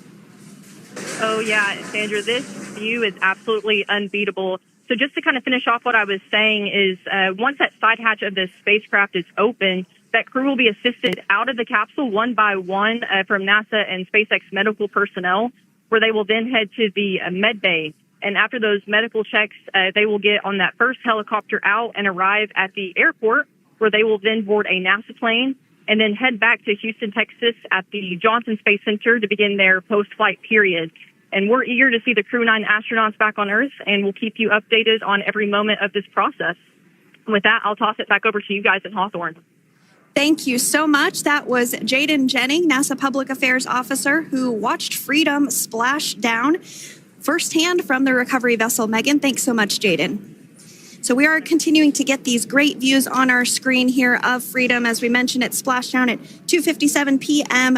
Pacific time off the coast of Tallahassee, Florida. The recovery personnel are continuing to step through procedures to hoist Dragon onto the recovery vessel Megan there, which is now coming into view. You can see just how close Megan is at this point. And that's that helicopter pad that Jaden was just discussing, where the crew will fly off of onto the coast of Florida, and then eventually they'll fly back to Houston. Just underneath that helicopter pad is that translation deck where we will see the nest once it is loaded up with the Dragon spacecraft on board. The nest will be translated to the forward end of the recovery vessel, and that is where our Crew-9 team members will egress from the Dragon spacecraft. Now, here on your screen, we can see dolphins, actually, who want to come and play with Dragon. Now, one of the fast boats there in place, working to assist the recovery team member. It's incredible. I just love these views. We really see them even better in daytime, but just seeing the recovery team work in tandem to step through each step, to step through each operation. Obviously they're getting quick assists from the honorary part of the recovery team, those dolphins in the water there. Now, the recovery team member that is crawling around the Dragon spacecraft. Earlier, we saw a view where it was like a spider monkey pose. We can see that individual now standing in the bucket where the main parachutes were stored while Dragon was on orbit. Obviously, those main parachutes were utilized for splashdown today. They were deployed and cut from the Dragon capsule, and one of the other fast boats of the recovery team working to pull those out of the water. Now, the recovery team member that is there working on top of the Dragon capsule. Earlier, we saw that person performing safety checks. Now we can see some harnessing being placed around the capsule. This harnessing is what will be used to lift the Dragon capsule out of the water and onto the recovery vessel. Wow, we got a cute little pod of dolphins. It wasn't just one or two. I mean, that water just looks beautiful. We had ideal splashdown parameters today. Obviously, wave height, ne'er a concern. The weather is beautiful, as Jaden mentioned, in the 60s, sunny. Looking forward to seeing Crew-9 exit the capsule here shortly once they get hoisted onto the recovery vessel Megan.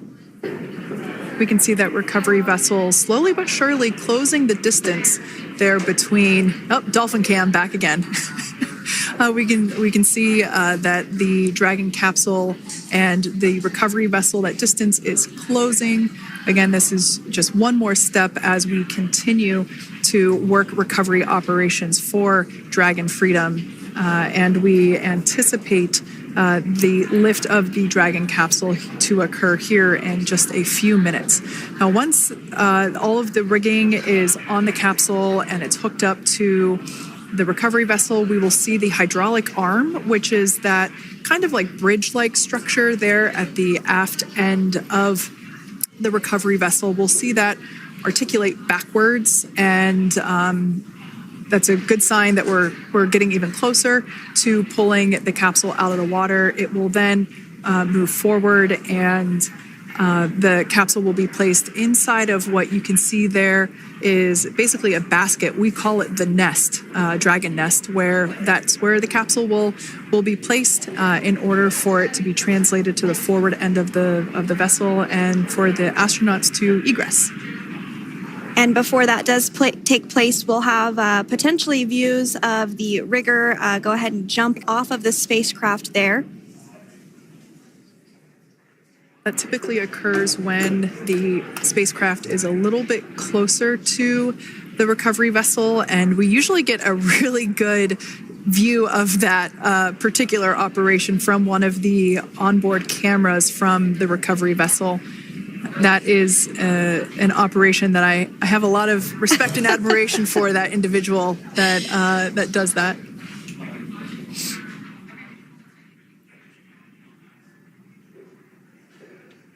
So again, Dragon continuing to get closer and closer to the recovery vessel, Megan. You see some of those ropes now coming into view as well. If you are just joining us, Crew-9 splashed down off the coast of Tallahassee, Florida at 2:57 p.m. Pacific time with NASA astronauts Nick Hague, Butch Wilmore, Suni Williams, and Roscosmos cosmonaut Aleksandr Gorbunov.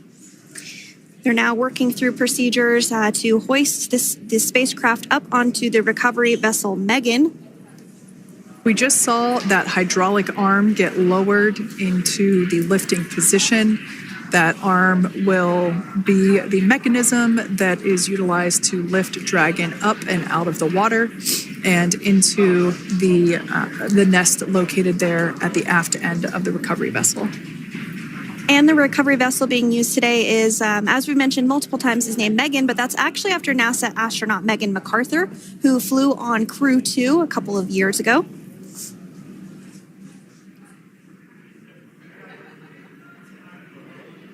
We're getting some views now from actually inside the boat.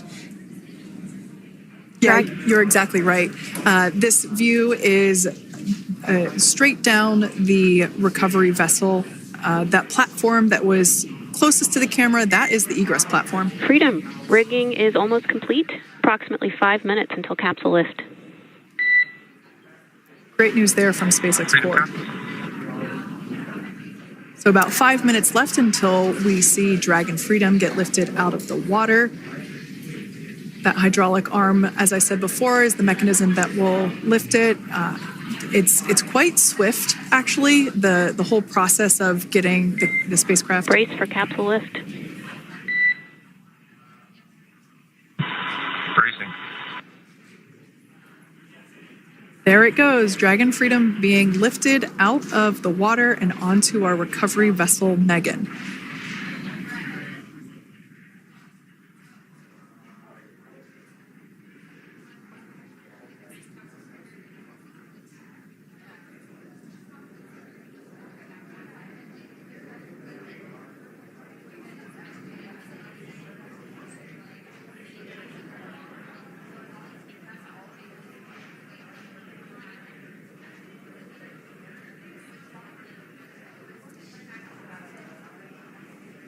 So once securely on... Welcome aboard the recovery vessel. Recovery personnel are completing final checks and stand by for translation to the egress platform.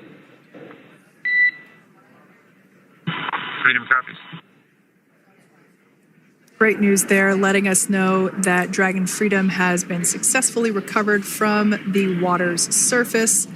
If you've just joined us, we had an on-time splashdown at 5:57 p.m. Eastern Time, and we can now see that the water recovery operations are continuing to progress. The nest where the Dragon spacecraft is located is going to get moved forward. This will happen after one of the recovery crew members does some checks, and we'll also see some hosing.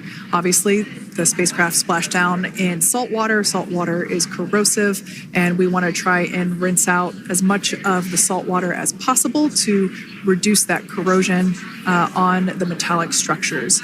So we can see some guidance there being provided, really steering the spacecraft properly into the Dragon's nest. And it's been 30 minutes since Dragon splashed down, and as you can see there, the spacecraft is already on board the recovery vessel Megan. Things continuing to move very smoothly today throughout the entire operations from the deorbit burn up until this point as well. And Freedom, it looks like the positioning wasn't quite right, so they are working on repositioning the capsule in the nest now. Okay, copy that. Thanks. And with that, the team is just going to adjust the Dragon spacecraft a bit so that it's in the right position ahead of translating up a little bit closer ahead of the side hatch. So the team is now going to step through the procedures to ensure that that takes place. While Dragon does fly itself autonomously, it clearly is unable to park itself autonomously. We want to make sure that the Dragon capsule is properly seated there in that nest.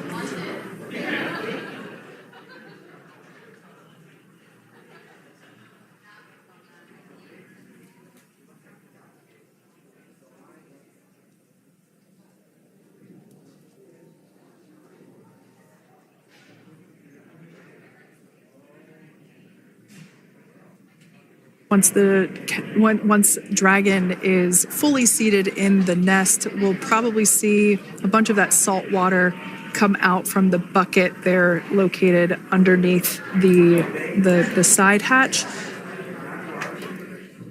See some salt water splash out. As I mentioned before, one of the recovery team members will begin hosing down the exterior of the spacecraft.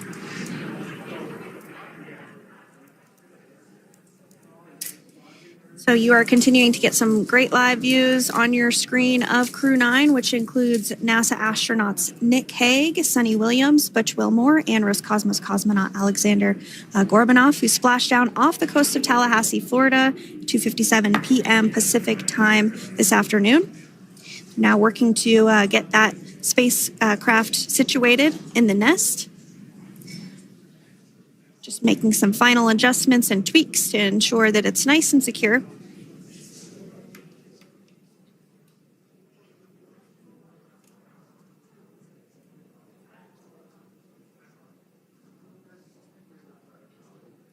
Once the spacecraft is seated and secured and oriented correctly in the nest, Dragon will be moved into the hangar located underneath that helipad that we saw earlier from the aerial views during recovery.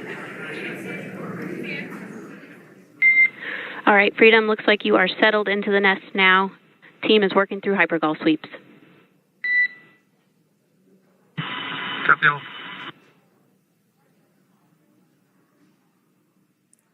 Call out there telling us that the recovery team is doing the second round of those hypergolic sweeps. This helps ensure that everyone, all the recovery team members that are located basically right where this camera is located on, towards the forward end of the recovery vessel, that they will all be safe once the spacecraft is translated forward. So we're just doing some additional steps to make sure that the hypergolic propellant that is utilized for maneuvering the Dragon capsule while on orbit, making sure that none of those vapors are still present on the exterior of the capsule. That's right. And there are a variety of individuals on board the boat that help with recovery operations. Not only do we have the recovery personnel that you see here, but we also have a doctor that will check out the crew members as standard procedure. As with any spacecraft that is returning from space, we always perform a medical check with the crew. So you will see the crew come out of the capsule and be placed on stretchers, just like with the Soyuz landing and with all of our Dragon splashdowns. That is the nominal procedure.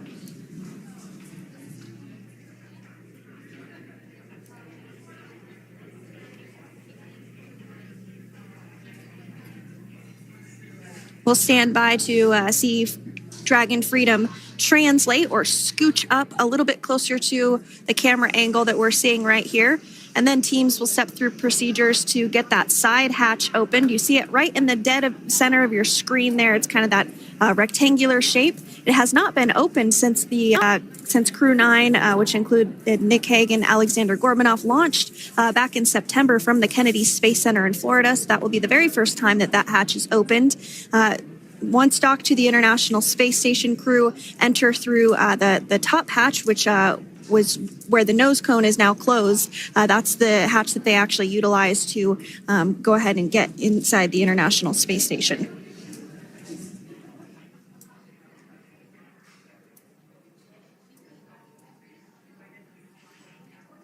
So as we get a little closer to that hatch opening procedure, you might start to see more individuals come into frame for some of that support.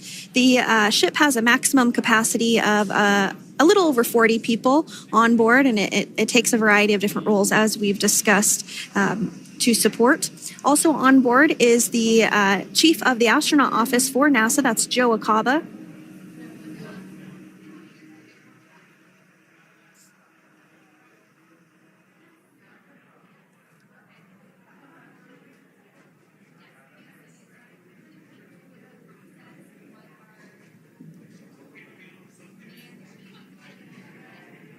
Now, while we are standing by for translation of the Dragon spacecraft to the platform there, the recovery platform that we see in the foreground, it is important to note that Nick, Suni, Butch, and Alexander will be getting assistance from the recovery teams while exiting the spacecraft. This is the same process for any returning one today is worth two tomorrows. Crew members. As you could imagine, returning to a gravity environment can wreak havoc on our vestibular system, which is responsible for maintaining balance and motion. Of course, safety is our number one priority with this operation, so we'll see the crew members helped out of the spacecraft one by one, and they will be assisted the few feet to the medical quarters aboard the boat. And on board Dragon are three veteran space flyers. That includes Nick Hague, the commander, as well as Butch Wilmore and Suni Williams. Aleksandr Gorbunov is completing his very first space flight on this mission, and he completed 171 days in space along with Nick Hague.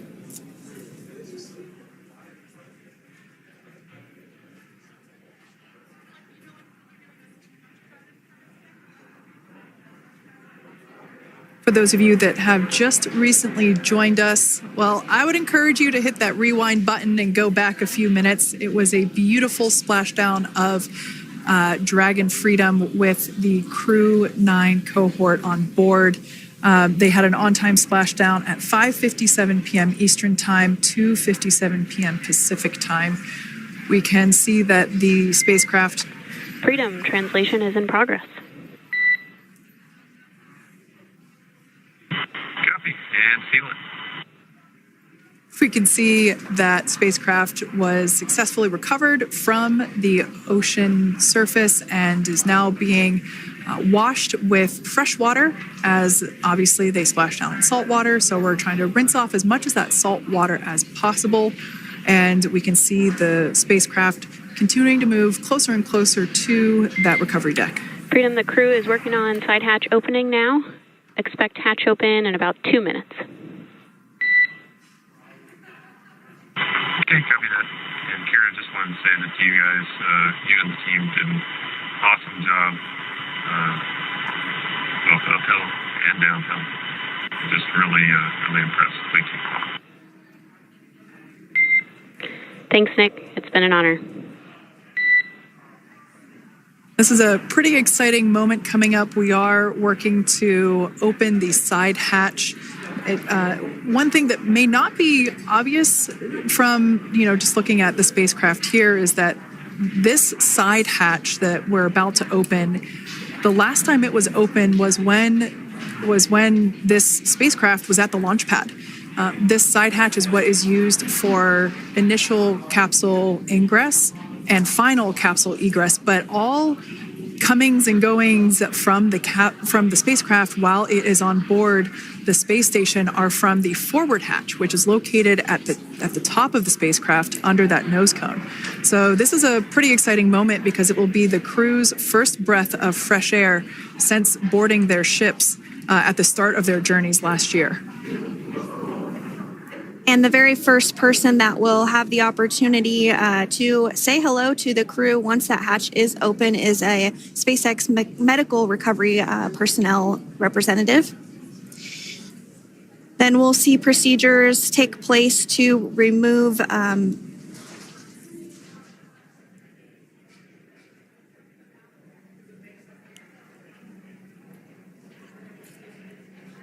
the footrests of Dragon. That will just help the recovery personnel get a little bit more room to access the crew and help get them out of the spacecraft. Yeah, you're absolutely right. Safety is, once again, top priority here, and removing those footrests from all 4 seats will be helpful as a SpaceX recovery team member will actually go into the capsule, into Dragon Freedom to help the crew members unbuckle and stand up, and essentially we'll also see a fun little slide be put in place to help the crew members exit the spacecraft safely. So yeah, we're going to remove all 4 of those footrests to basically give a little bit more working room inside the spacecraft. That's right. And we did hear the go for that hatch opening, so we're just a couple minutes away from being able to see that. And then we might be able to get the chance to see a couple of views inside of the Dragon and see the crew following their splashdown. Now, opening that side hatch isn't quite like opening, the door to your car. We have to depress the seal around the side hatch, as well as, we'll now see them open that side hatch up.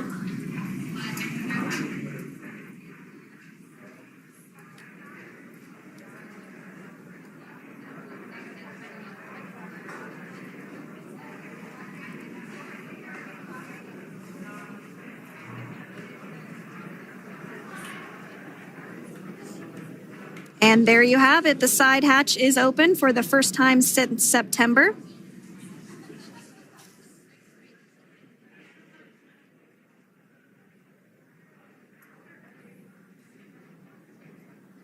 We can see some of the protective equipment there that was brought into frame that will help protect the edge of the side hatch, one from any potential damage. Oh, we can see the recovery crew member there taking photos of the side hatch seal. This is part of the standard operation for recovery. These photos will get saved into our procedure. We'll then install that protective frame around the side hatch. This helps to ensure that the side hatch itself, the edges of it, incur no damage while crew members are coming out from the spacecraft.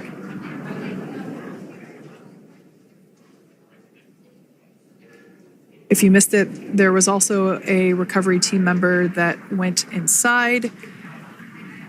So there are now 5 people on board the Dragon spacecraft.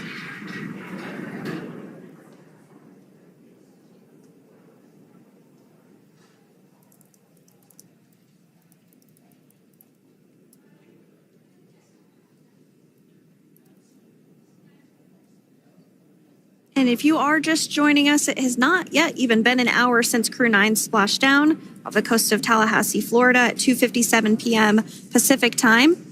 The crew is now on board the recovery vessel Megan, and the hatch is open. The next major milestone that we'll see is when the crew will actually egress or exit the spacecraft. But before that, they'll continue to, the recovery personnel will continue to install that protective area around the hatch and then remove the footrests. So we're a couple minutes away from seeing the crew egress, but not too long away.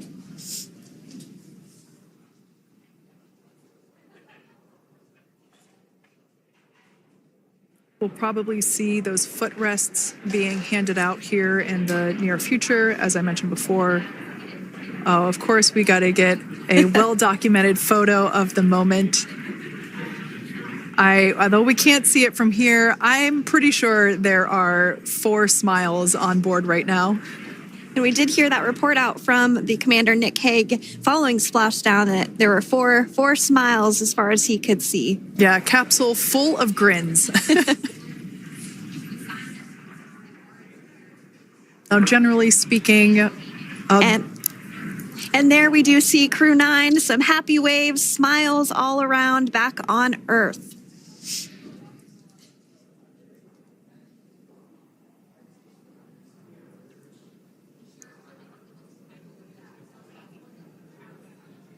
Generally speaking, we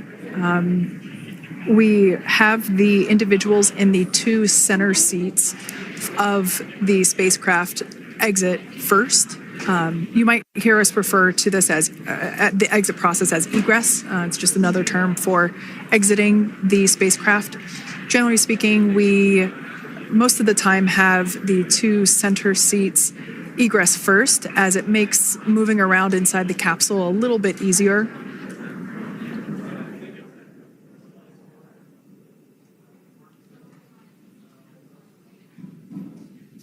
We can see the tablets that were previously located on the upper leg of the crew members. We can see those being handed out to the recovery team. Those were taken off prior to the entry phase, to spacecraft reentry.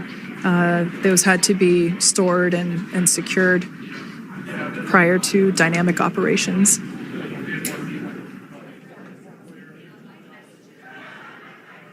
It looks like we are starting to see the footrests also be removed. I just saw one there on the screen. There are 4, of course, 1 for each crew member.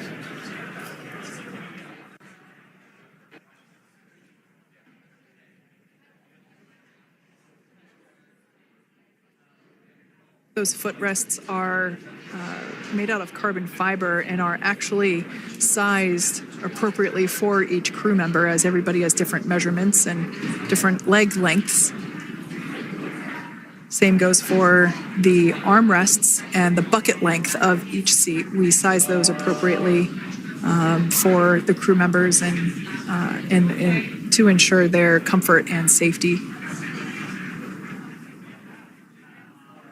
I believe we just saw the little ramp that is used to help slide the crew members out from inside the spacecraft. And once the crew does exit Dragon Freedom, they will be placed on to a stretcher to go to a medical bay for medical checkouts. This is standard procedure for all Dragon spacecraft flights that splash down crewed, as well as for our Soyuz spacecraft that land in Kazakhstan.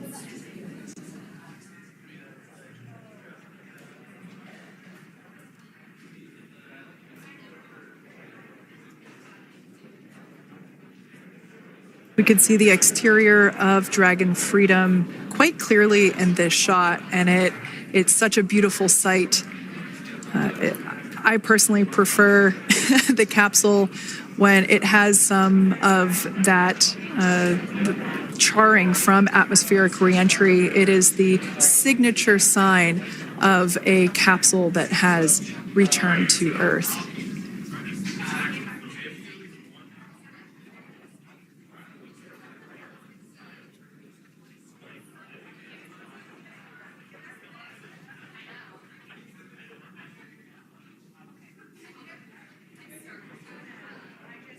Continuing to stand by for our first crew member to egress or exit Crew Dragon Freedom following their splashdown at 2:57 p.m. Pacific time.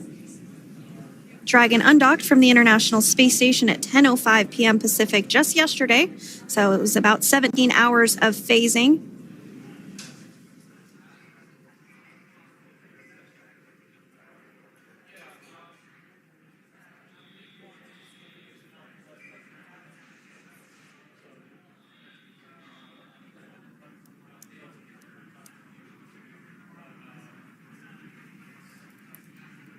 And while on board the International Space Station, Crew-9 contributed to 900 hours of science, over 150 research experiments and investigations, making great use of the microgravity lab of the International Space Station, which celebrates 25 years of continuous human presence this November.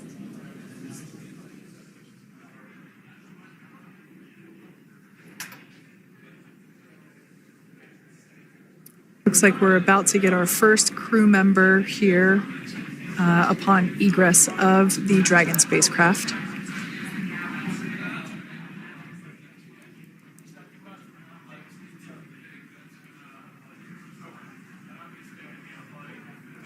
So we are standing by for that egress. Outside of Dragon, you do see one of those stretchers. This is the expected procedure, as the crew will be taken to medical facilities following their exit from Dragon.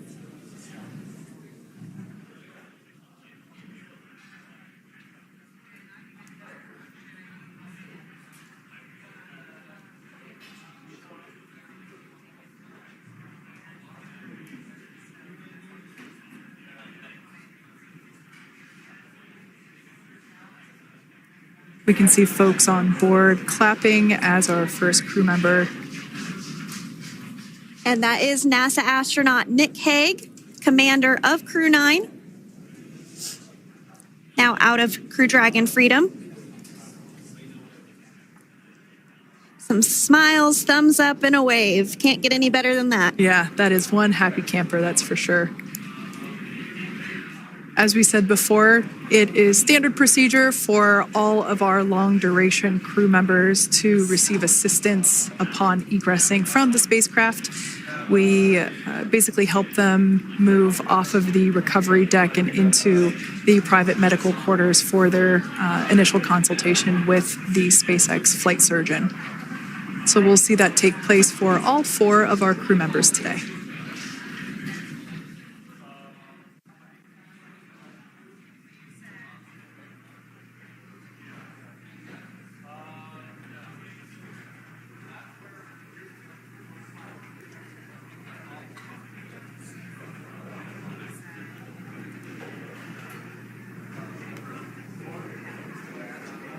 And we are standing by for the next crew member to exit Freedom.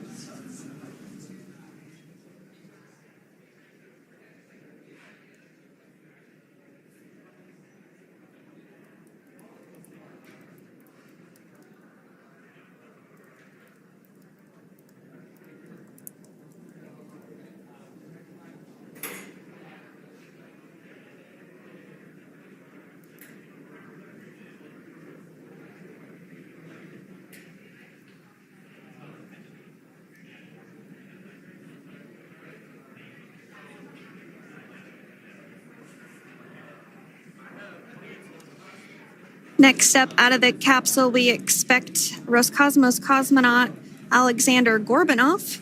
His first space flight. Spent 171 days in space alongside NASA astronaut Nick Hague. Looks like we're getting some cheers and clapping on board as Alexander is slid down the little ramp and placed into the mobility aid. Once again, big smile.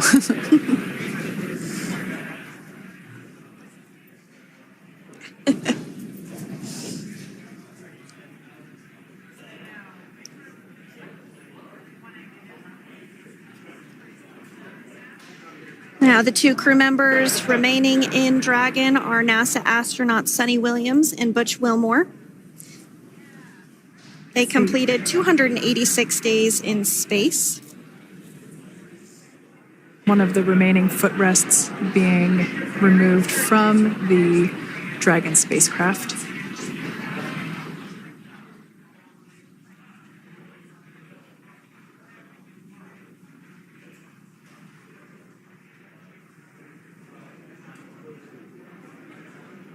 As I said before, we generally try to have the crew members that are located in the 2 center seats aboard Dragon, and we like to have them egress first if possible, as it creates a little bit more movable working room inside the spacecraft. There is a recovery crew member inside that is helping all of our Crew-9 crew egress or exit from the spacecraft.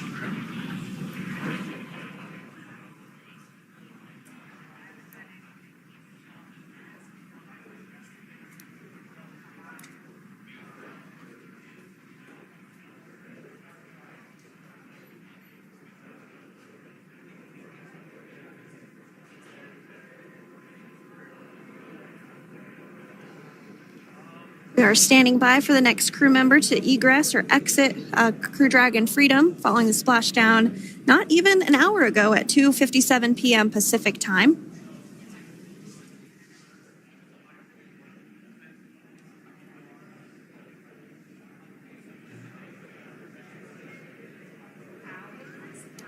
Really have the recovery operations down pretty quick at this point.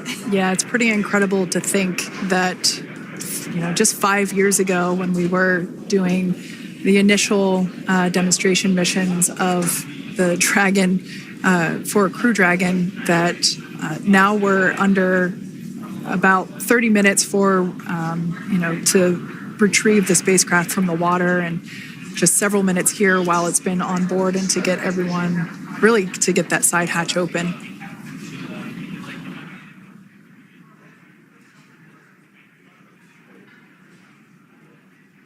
For those of you that have just recently joined, the Dragon had an on-time splashdown. It looks like we're getting our next crew member here. That is none other than Suni Williams. Big smile, big waves. She, like her other crew members, now will be assisted onto the mobility aid.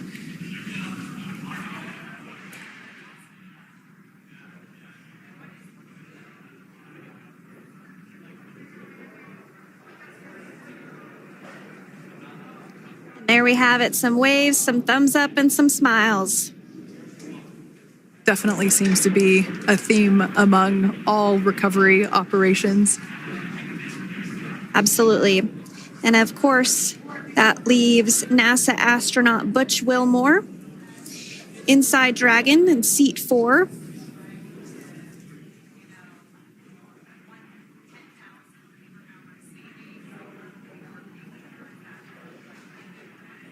We're getting some views of him now as he egresses or exits the spacecraft.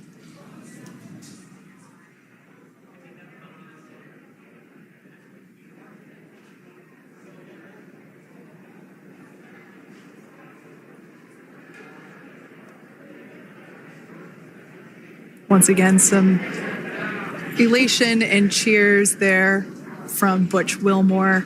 As we mentioned before, returning to Earth coming from a microgravity environment can wreak havoc on the body. So it is customary and just standard procedure for all of our long-term space residents to get assistance once they are back on board the recovery vessel.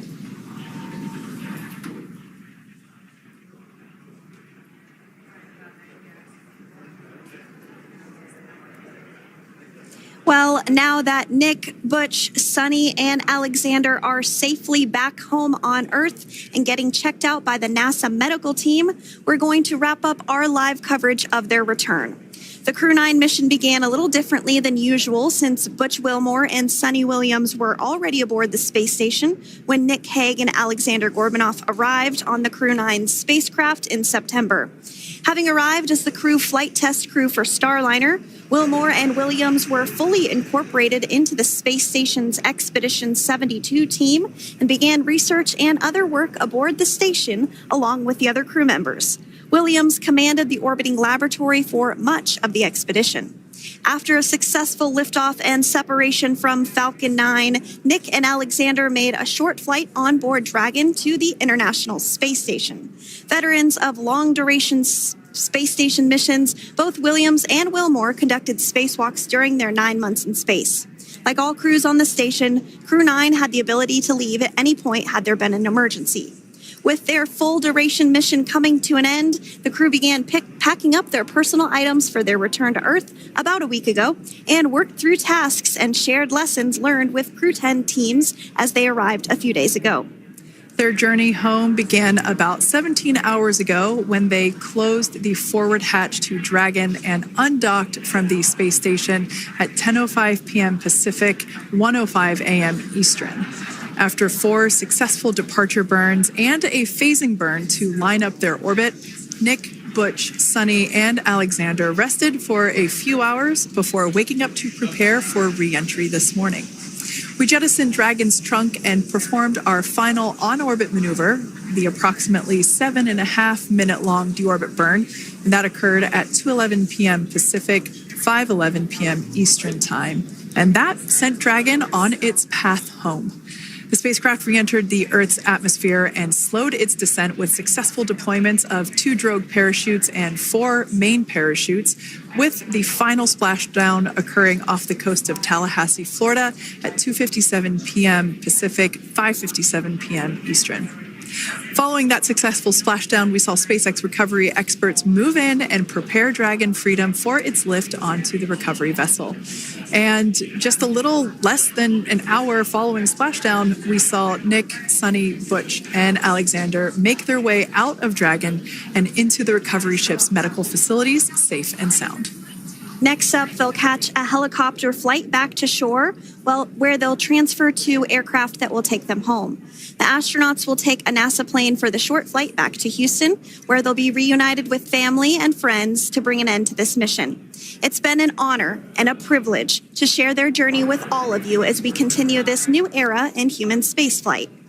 Return today marks the end of the direct handover we executed after successfully launching the Crew-10 mission to the space station just last week on Friday, March 14th. Thank you, as always, for joining us for tonight's coverage of the splashdown of Crew-9.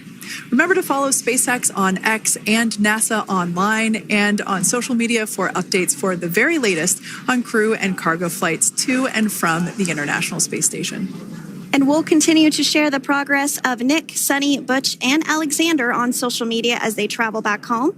We do also have a post-splashdown media briefing coming up at approximately 4:30 p.m. Pacific, 7:30 p.m. Eastern, where leadership will share a final update as we conclude this successful mission. So, from all of us at NASA and SpaceX, welcome home, Crew-9. So long.